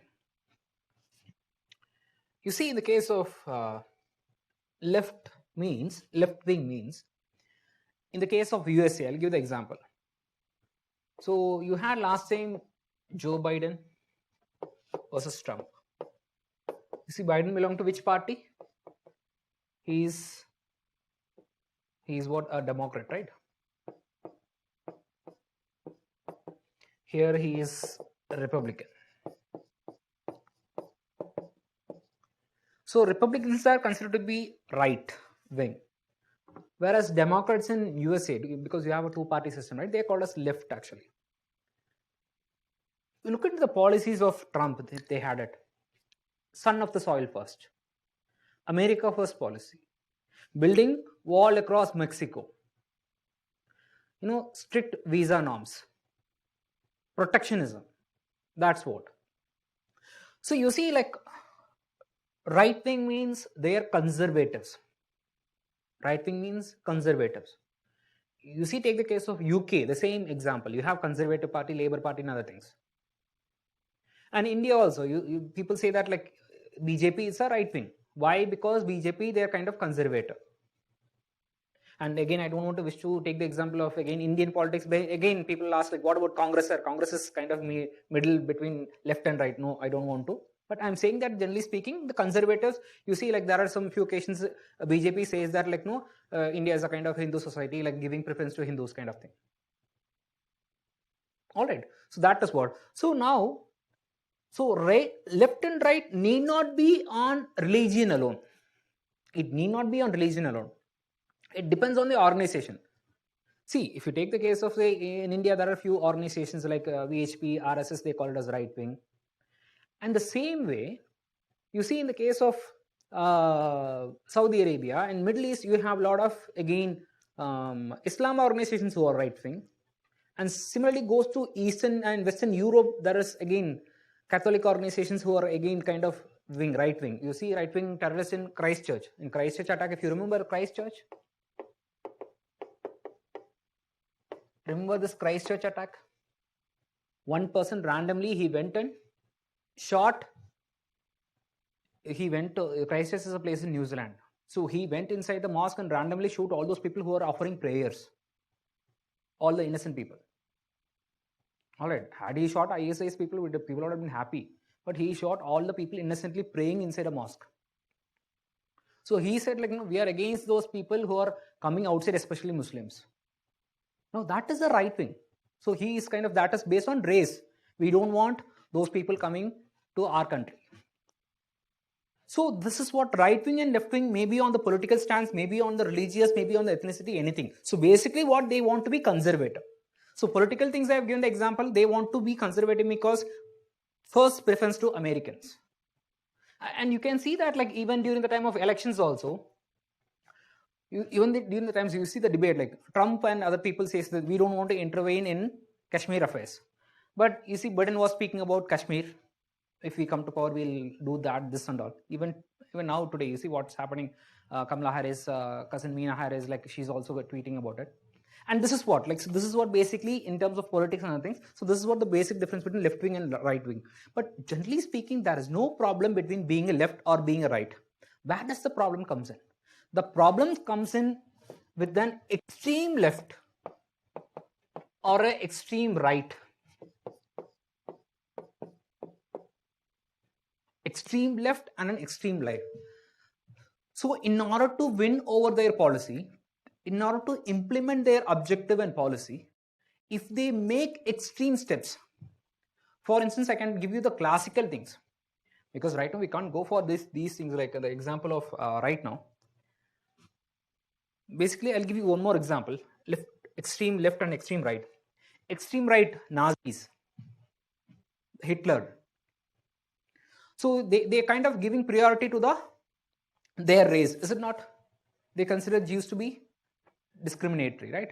Secondary. That is what. So that is one of the example of being what? Extreme right. And extreme left, again, it happened in most of the South American countries. And right now also we have, you see, CPI Maoist. In Indian case, right now we call it as CPI Maoist. Don't write CPI M. CPI Maoist is considered to be the extreme party. All right.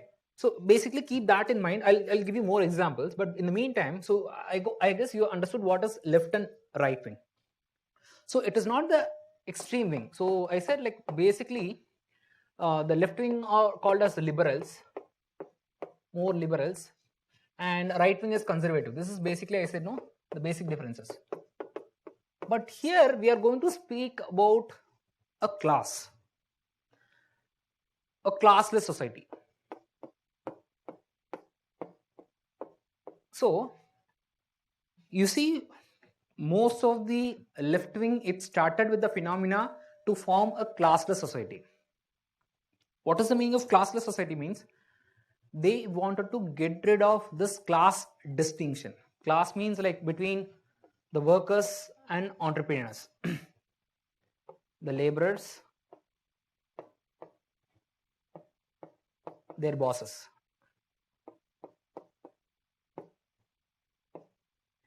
So the leftist ideologies were first of all to bring down the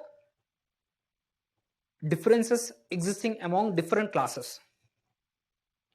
But now what happened? In order to form this classless society, in order to do away with this distinction, in order to form that classless society, if they have taken armed revolution or violence as a tool, that is called as left-wing extremism. That is called as what? Left-wing extremism. So forming a classless society, not an issue. That's good. But in order to form a classless society, if you involved in armed rebellion, if you involved in violence to overthrow the government and then you're doing that, that is called as what? Left-wing extremism. Understand? It's the same in the right wing. Like I said, no?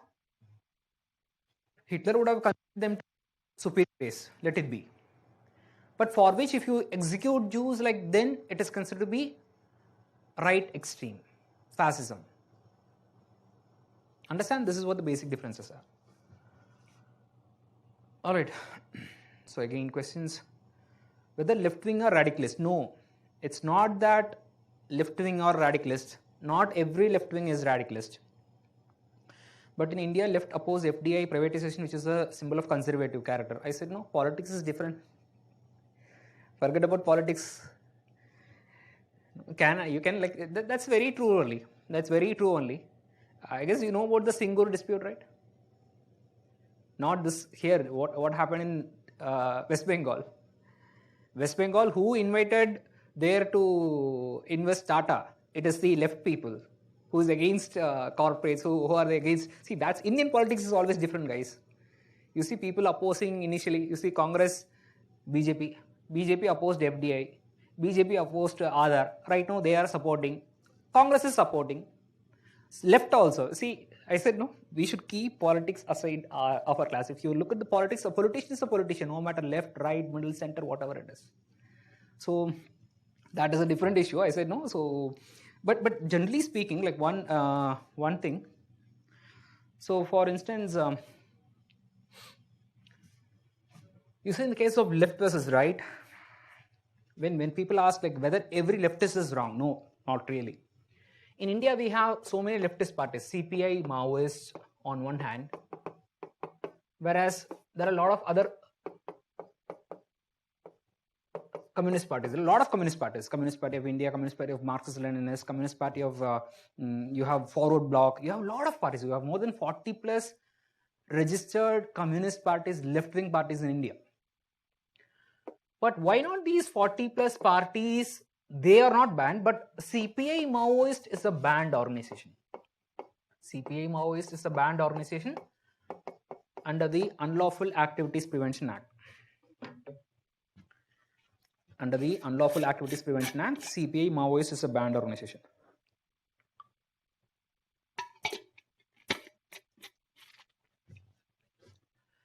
Now, why it is banned under CPI, Maoist is banned under Unlawful Activities Prevention Act? Because they don't believe in elections. They don't believe in elections. Because they don't believe in parliamentary democracy. They don't believe in parliamentary democracy. Because they don't believe in Indian constitutional values. They don't believe in Indian constitutional values. Every left-wing party in India, they wanted to be liberal. They wanted to become a classless. They wanted to make this as a classless society, a communist society, a socialist society, whatever it is. But the thing is that unlike CPI Maoists, these parties, they contest elections, they win elections, they form government. But CPI Maoist, they don't believe in elections. They wanted to take control of the government in a violent manner. That is the reason why it's called as what? CPI Maoist. I said about, no? Maoist insurgency. I gave an example, right, in the first class. The example of insurgency, a violent attempt to take control of government. It is a violent attempt to take control of the government. This is called as what? Maoist insurgency. And that is the reason why I said being left or being right, it's your political stance and opinion, doesn't matter at all. Nothing wrong being a right or nothing wrong being a left. But if you being an extreme right or an extreme left, it's problematic. That is what we are going to see, left-wing extremism. Understand now? And one more thing, commonly people have a doubt related to what is the difference between socialism, communism, capitalism. So first of all, I'll ask you one more question. So which of the countries are communist country? Can now come up with the answers? Can you come up with, okay, China. So that is one answer. Everyone speaks about China. Okay, why do you say China, Russia, Cuba to be, okay, Vietnam, okay, so many countries, USSR, then USSR to be communist, okay, fine. But on what grounds? So do you think in China everything is state-owned? I have seen Apple made from China. Where is Jack Ma, Alibaba from? I'm sorry, what happened? I got it. What happened up sudden? What about Jack Ma of Alibaba? Why Apple phones are being made in China then? See, this concept of communism today, that concept of economic communism, that everything should be owned by the state, that is not there. That never existed also. Today, what we have in China is a political communism. Those who have communist ideology, only they can become the Politburo member and then the president. Understand? That is what. China, the only ideology which exists there is communist ideology. Only those persons with the communist ideology they can become. That is what I call as a political communism. Today, no country is truly capitalist. Today, no country is truly, say, communist. In terms of the communism which was promoted by Marx, Lenin, etc. That's something you have to know that. You see, that's what I said the example. Obamacare, right now Biden. So their policies are more leftist only. That doesn't mean America is leftist. Understood now? So don't think that, like, don't bring a kind of a crude definition of this one, like exactly this is what, no such compartmental differences. And if you still like, okay, communism on one side, capitalism on other side, and in between comes socialism. Okay, sir, India is a kind of socialism. Then I'll confuse you. What about Nehruvian socialism? What about Gandhian socialism? But mind, don't invest too much time in researching this one. Or else you'll end up in JNU or DU doing a master's. Whether you want to clear the examination or you want to do master's, better stick to the minimal basics. Even if they kind of ask the questions in this also, you ensure that you know the basics only. Even scholars doesn't know that. Like, that is what, if you know the differences, like one people will say this is what the differences are, another person will say this is what the differences are. So finally, that is what, now you will say, no, I'll go and do the research, I'll become a scholar right now. So please don't do that. I sincerely want you to clear the examination and become an IAS officer, lead the country. I'll do that all this necessary, but don't go in depth, because this will make you like, okay, this is very interesting, I need to know that. Like, you see, it's all about communism means passion. You see movies always, rebel, be a rebel, go Che Guevara. All right, so please tone down here. be down this emotion. That's what I said from the very first class.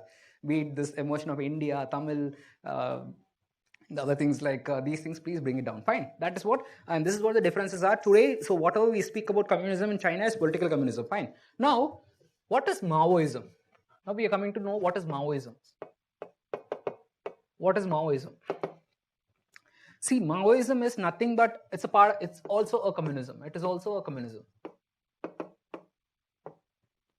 But what is the differences are? The differences between Maoism is, so you have different set of communism, like even Marxism,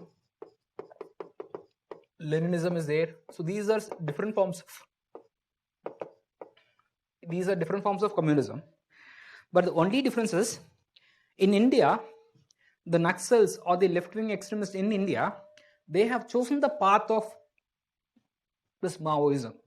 Initially, they were kind of, the party was named to be Marxist-Leninist only, but later on they became CPI Maoist. How they become CPI Maoist is just a simple example. You see, in the case of Mao, you see, where is he from? He is from, this is basically, Maoism is based on a person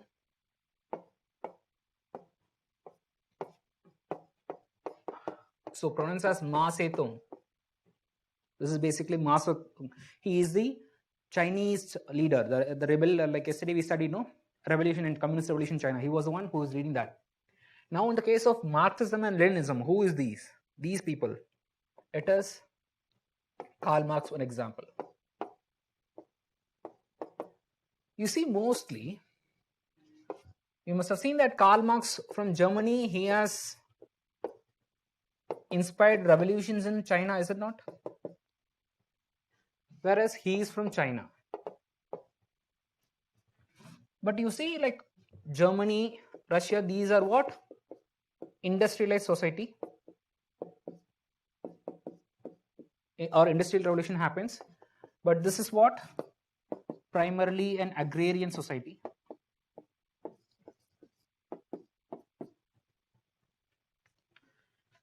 If you look into the food soldiers, or the key revolutionary force.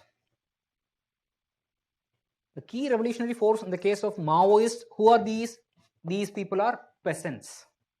Who are these people? They are peasants.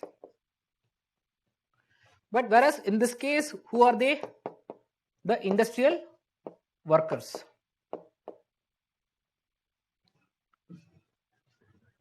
So what is the meaning of this key revolutionary force?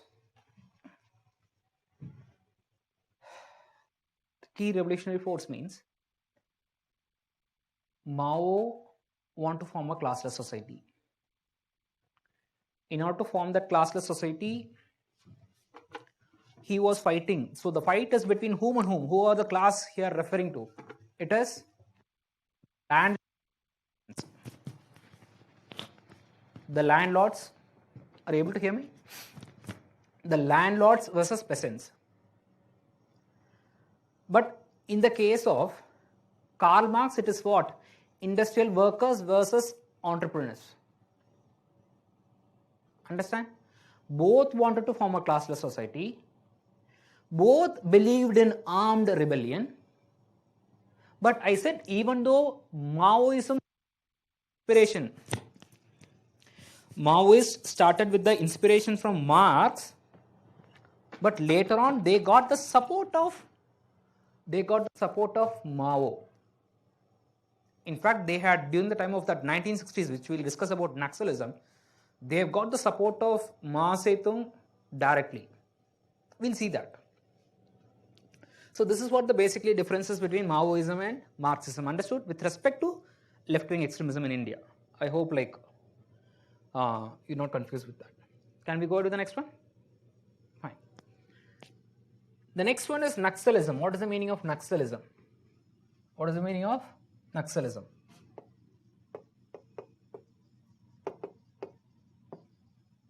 So Naxalism is nothing but, it is a movement inspired on this Maoism and Marxism, basically a communism, wherein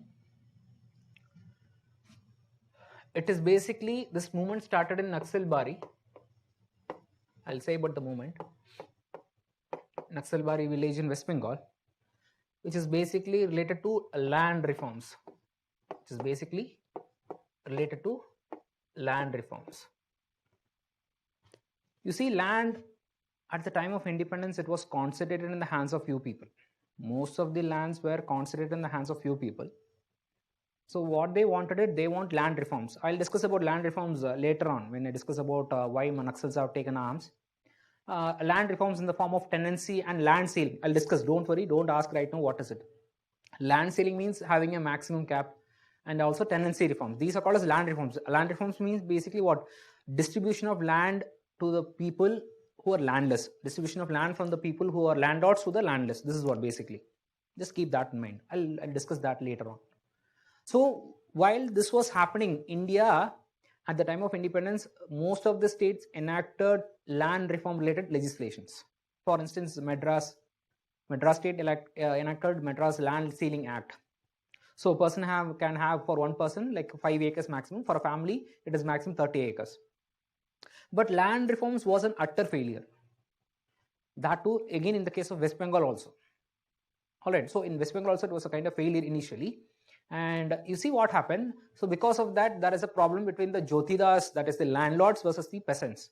That resulted in a kind of a violence. So one farmer being killed and police official being killed. So that resulted in a lot of violence. And that violence started the beginning of an armed revolution in India, which is called as Naxalism. Alright. So Naxalism is nothing but a Maoism that originated in Naxal Bari. That is what, like write down. So write down, like I'll say that. Write down the following things.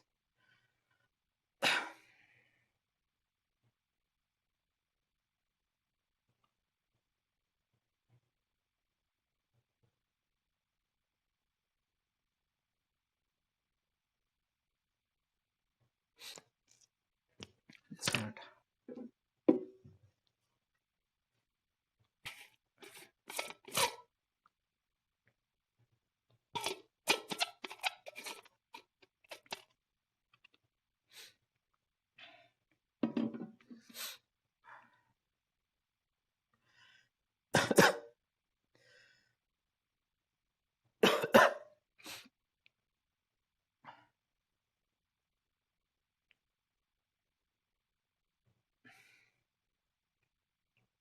Okay, write about Maoism first.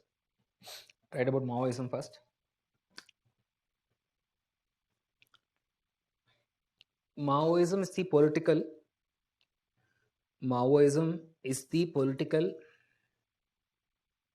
and military guiding ideology.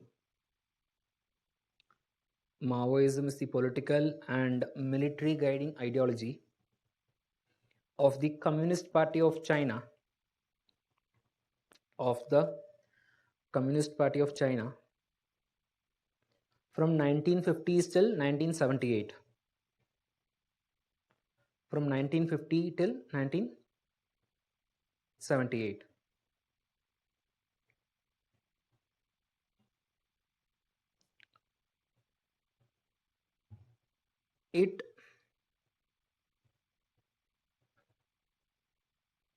It emphasized on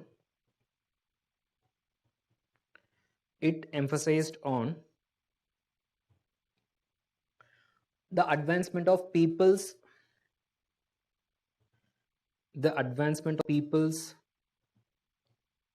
social and economic life by establishing a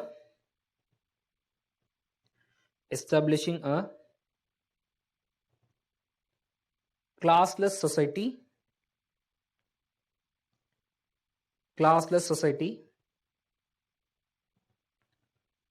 through armed revolution. A classless society through armed revolution. Full stop. Next point. Maoism sees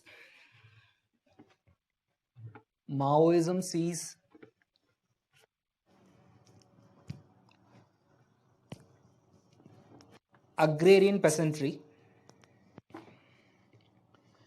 Maoism sees agrarian peasantry rather than working class.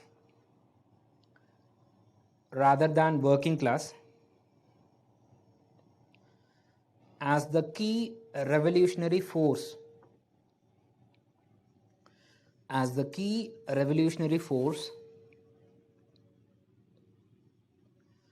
which can fundamentally transform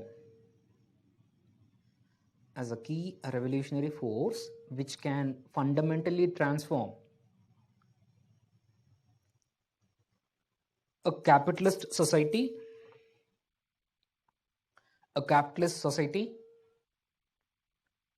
towards communism or socialism, whatever it is, both.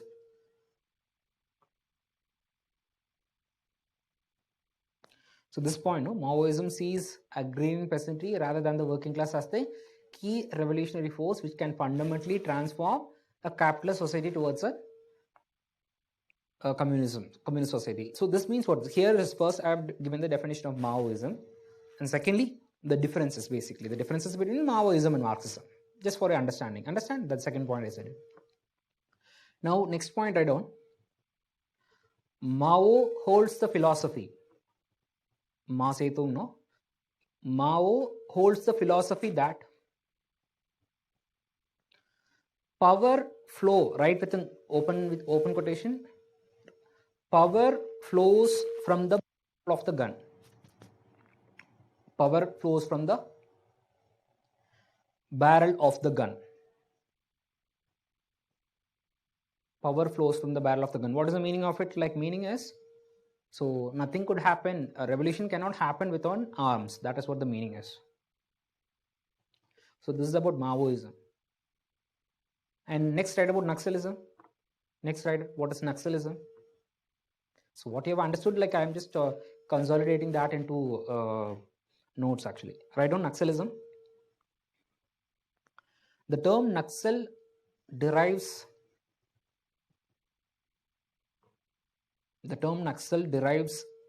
its name from a village called Naxalbari.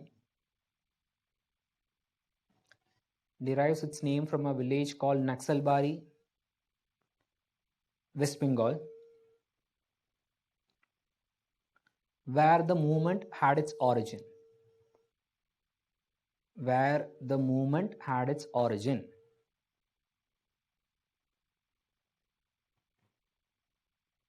Full stop. Initially, their ideology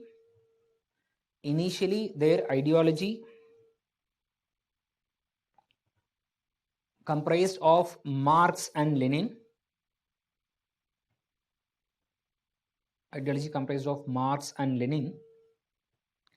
Later on, they were influenced by the communist theory of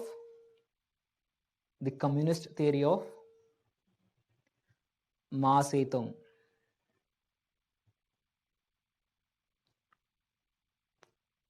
Full stop.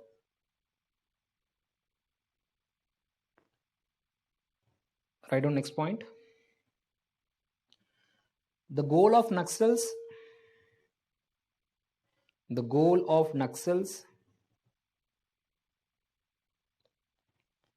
is to overthrow India's constitutional structure.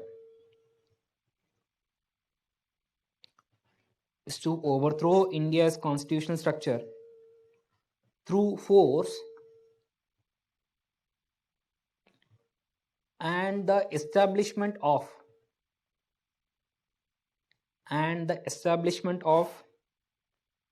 a dictatorship and the establishment of a dictatorship on the lines, LINES, on the lines enunciated, ENUNCIATED, enunciated by Mao Zedong.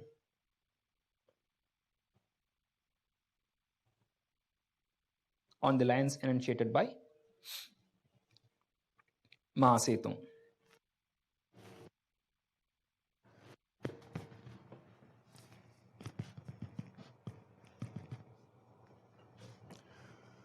So that is what.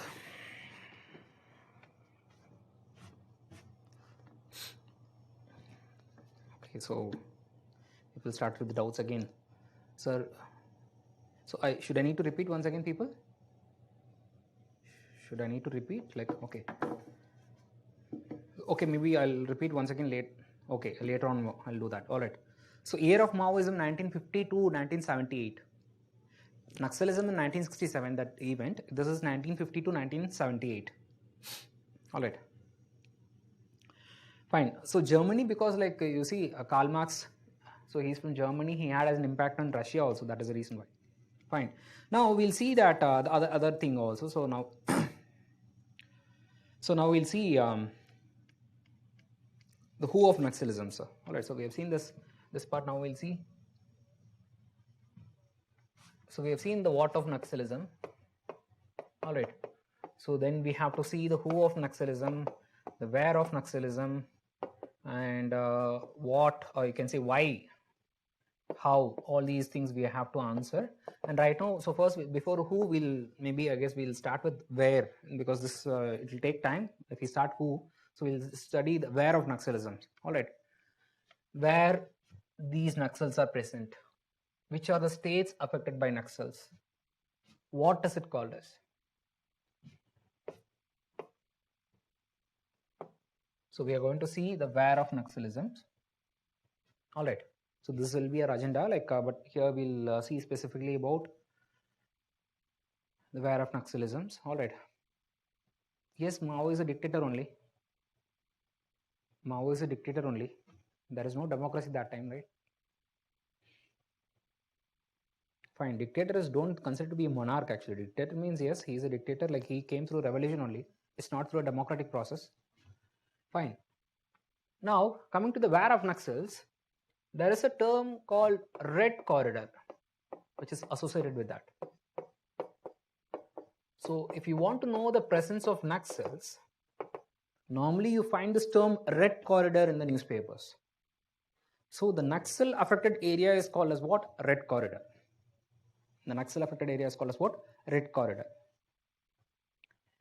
And there is one more other word which is associated with that. That is called as a liberated zone.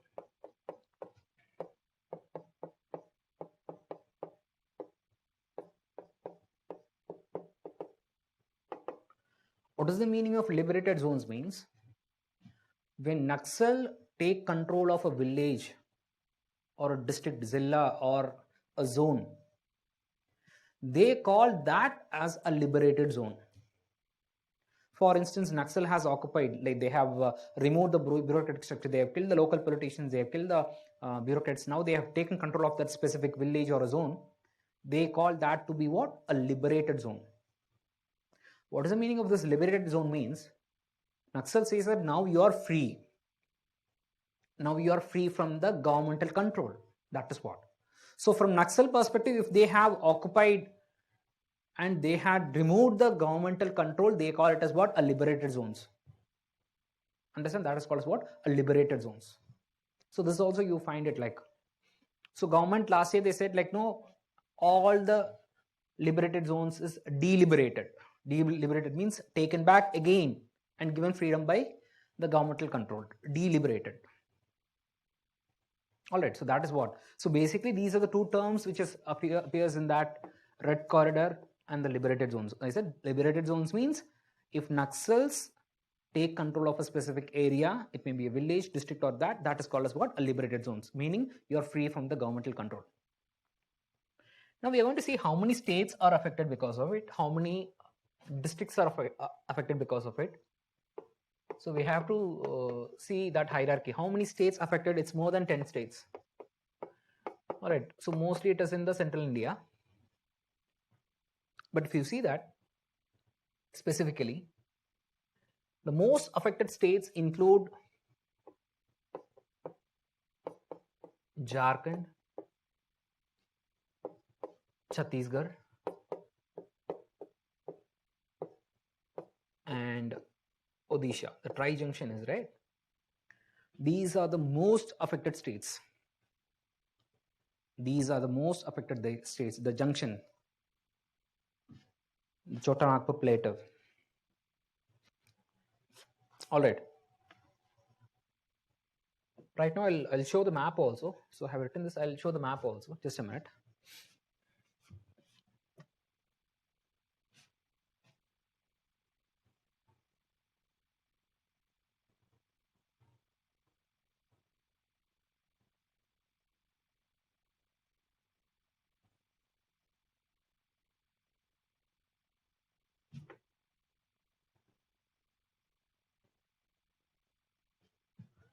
And this is what the red corridor is. It's don't think, I mean, don't go with the map as such, like it's this area. This is area. So better this is more dispersed, like I'll better take this one. All right. This is what the area I was mentioning about it. This area especially. So this is Jharkhand, this is Odisha, this is Chhattisgarh. So this area is the most. Understand, this is the most of this area. And this map actually, this map actually says that, like the second one I said I will be discussing about the number of districts affected. So first we have seen the states, and if you look into the number of districts affected because of it, number of districts affected.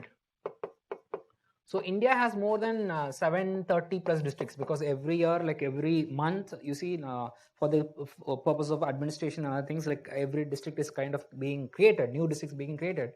So out of the 730 plus districts, like it is said that approximately, you see, like 80 plus districts, all right, 80 to 90 districts are affected. So because every time they used to add new districts, so approximately you can say that, approximately 10%. So these are rough numbers only, approximate numbers only. Approximately 10% of the total districts in India. No need to go for exact numbers. Exact numbers not required. The data keeps on changing it. All right. You see, last year only, like government said, like by 2018 they made it. So before it was 2016, there was 126 districts affected by Naxalism. So why this affect us? So they have a scheme called Security Related Expenditure Scheme, SRE, Security Related Expenditure Scheme. That scheme was applicable. So under that scheme, central government gives reimburse fund to the state government. You have Naxal surrender policy, you have a lot of schemes, fortification of police station schemes, building mobile phone towers, a lot of developmental schemes also included in that. So if state government expenditure is there, the central government reimburses us. And this security related expenditure scheme, that was applicable to these districts, these number of districts. This was in 2016. And in 2018, what happened? 44 districts were removed and 8 new districts were added. So what is the total then? 126, 44. So what is this? It is what? It is 90, right? All right, this is 90, right? This is what? Understand? So 90 number of districts has security related expenditure scheme, but the number of actual presence, it may differs. See, there is a difference between Naxal presence areas as well as Naxal affected. Naxal affected is the next one. It's more comprehensive. Naxal presence, it's there more than that. That is what I'm saying, that presently you keep the Naxal affected states, districts include 10%. Understand? This is what. But here it is also a key thing, guys. You see, I'll just show the map. You see, I said no, 44 districts were removed in 2018. The number of districts were removed. One side you may be very happy. Okay, the Naxal effect has come down, but not so. The thing is, why it is not a happy thing? Because Naxals has made inroads into new areas. Naxals have made road to new areas. Initially, they were confined to the Eastern Ghats. Right now, they made into the Western Ghats. Especially, you see these three districts, Malappuram, Palakkad and Wayanad. These three, there are new districts, even though it was only 8 new districts, but among these 8 new, 3 are from Western Ghats. So right now they are finding a new hideout harbor in Western Ghats. That is a cause of concern. They are expanding their territory. Even though the number of districts is removed, they have expanded their territory. That is cause of concern. Understand? This is what is. Fine. So even though this is the most affected, but right now they have expanded from Eastern Ghats to Western Ghats. So initially they were in the tri-junction here, then this tri-junction, now they made inroads into Western Ghats. Alright, every month you see like people being arrested, like even this week, people like a few, one doctor who said to have affiliations with Naxals in Kerala, he is arrested from Coimbatore in Tamil Nadu, western part. Like this is happening, that is what. So that is the reason why it is not a great sign. So even though 44 districts were removed, but the 8 new districts which is added, it's a cause of concern. Understand? This is what. Just keep in this mind. Now, the next one is the Gram Panchayats. So how many Gram Panchayats affected because of it? How many Gram Panchayats? See, Gram Panchayats are the grassroots level administration, right? So it is said more than 600 gram panchayats, they are affected because of it. In India, more than 600 gram panchayats, approximate numbers I am giving again. These are approximate numbers. So more than 600 gram panchayats, it's affected. All right. So the basic differences, you have to know that it doesn't matter about the numbers, people. It's not about the numbers. The state administration, the administration in all levels, all tiers, the state level administration, district level administration, as well as the grassroots level administration in Gram Panchayat, everything is affected because of Naxalism. That is my point. More than the numbers, it is this understanding you should. Every level tier of administration is affected because of it. Understand? This is what. Fine. This is what with respect to Gram Panchayats. And the next one, you see, when we speak about Red Corridor, what we have in common?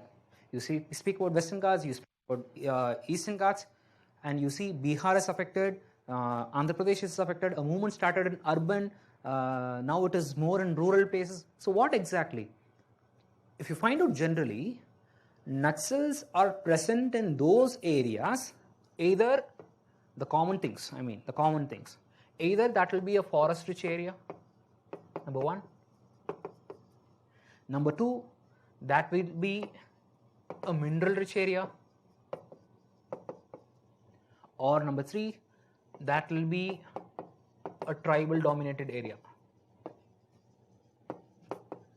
That will be a tribal dominated area. The Adivasis.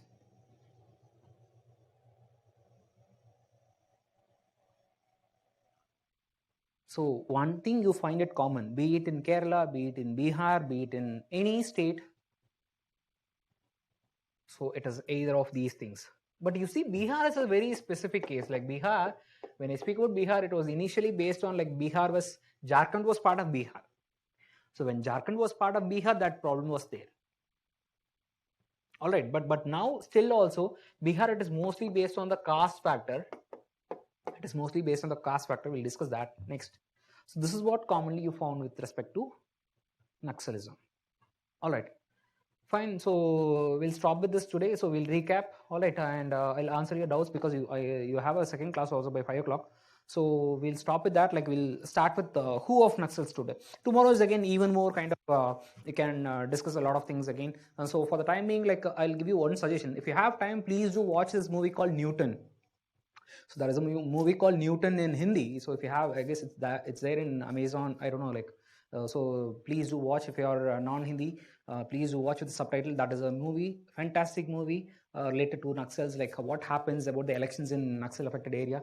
To an extent, that is true also. So right now, so we'll recap about all those things, and tomorrow we'll see again even more controversial why Naxals have taken arms and what is the government perspective.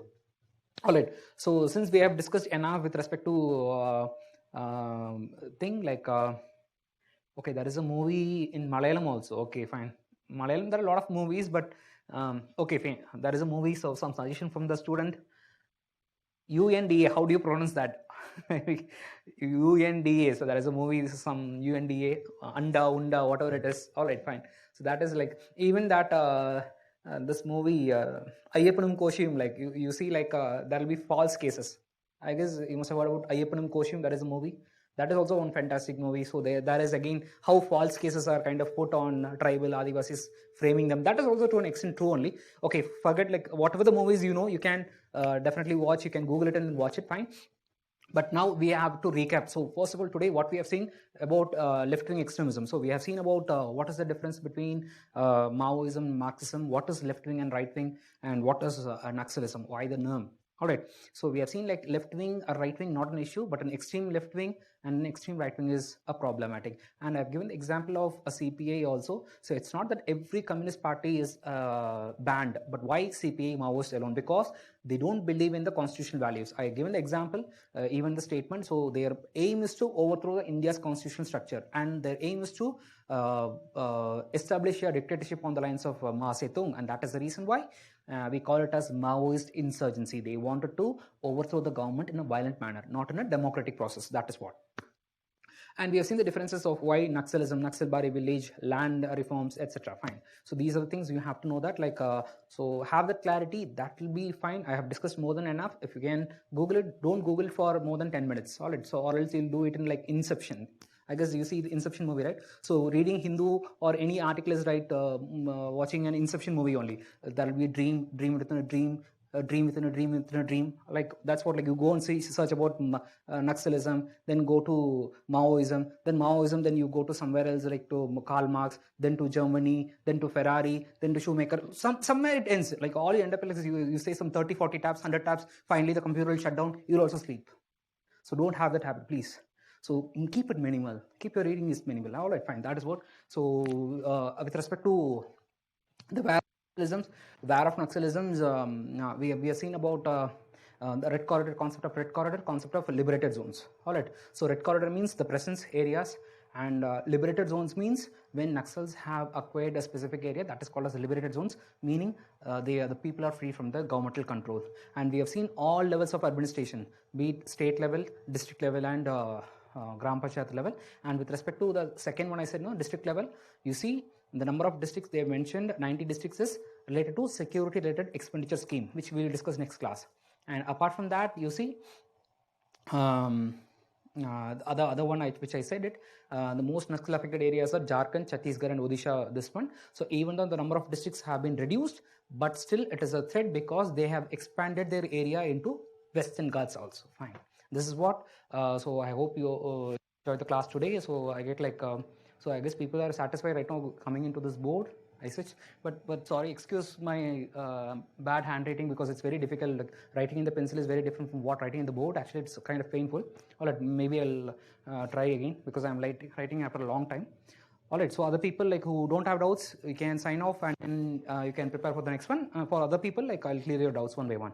All right, thank you. Have a great evening, great weekend. Enjoy, people. Stay safe. Stay home. All right. Fine, there is an overlap of classes tomorrow. Is there any change? Okay, maybe I guess please do mail the admin, please. நாளைக்கு class ஏதாச்சும் ரெண்டு class ஆகுதாப்பா weekend பேட்சுக்கு பாருங்க. So அது மட்டும் பார்த்துருங்க weekend பேட்சுக்கு. Okay Maoist. Okay, we'll update in the Telegram, guys. Fine. If there is anything like you'll get updated, like, but fine. Next is Tuesday as per schedule. Yeah, fine. All right. Okay, next one is Maoism definition once more. See, Maoism definition, you want it like repeat it. I guess there is no class tomorrow. So no response from admin means like you have to write it to admin Chandru sir, like write it down. All right. So okay, I'll just repeat that definition again. Like I'll finish it off and then come back. So Maoism, which part you wanted? Maoism is the political and the military guiding ideology. Maoism is the political and military guiding ideology of the Communist Party of China from 1950 to 1978. All right. So it emphasized on the advancement of people's social and economic life by establishing a classless society through armed revolution. All right. And next is, what did I say? Maoism sees agrarian peasantry rather than working class as the key revolutionary force which can fundamentally transform a capitalist society towards a socialism. Maoist philosophy is power flows from the barrel of the gun. Fine. Where did you miss exactly? Is there any point which I need to repeat slowly? Fine. Enough? All right. Fine. Thank you. Fine.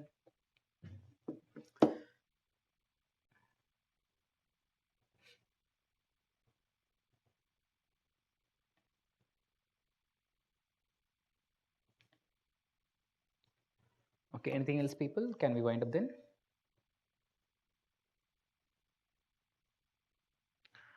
Yes, Naxals do influence the tribes to join them. We'll discuss that tomorrow. All right. We'll discuss that tomorrow. Don't worry. Because tomorrow we'll be discussing that. What is the use of mineral rich areas for Naxalism? Because I said no, wait till tomorrow, Nishant. We'll discuss that. Right, why they go for, why they have this Naxal mineral rich area as a very important one. We'll discuss tomorrow. All right, so that will be discussed tomorrow.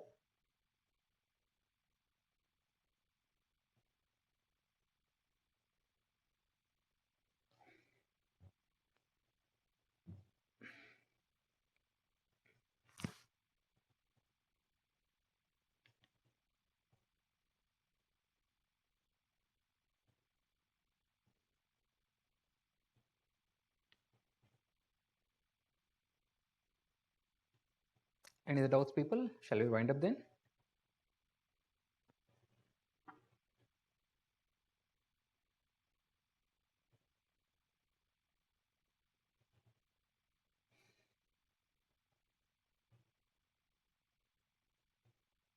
Okay, all right. See you next class then.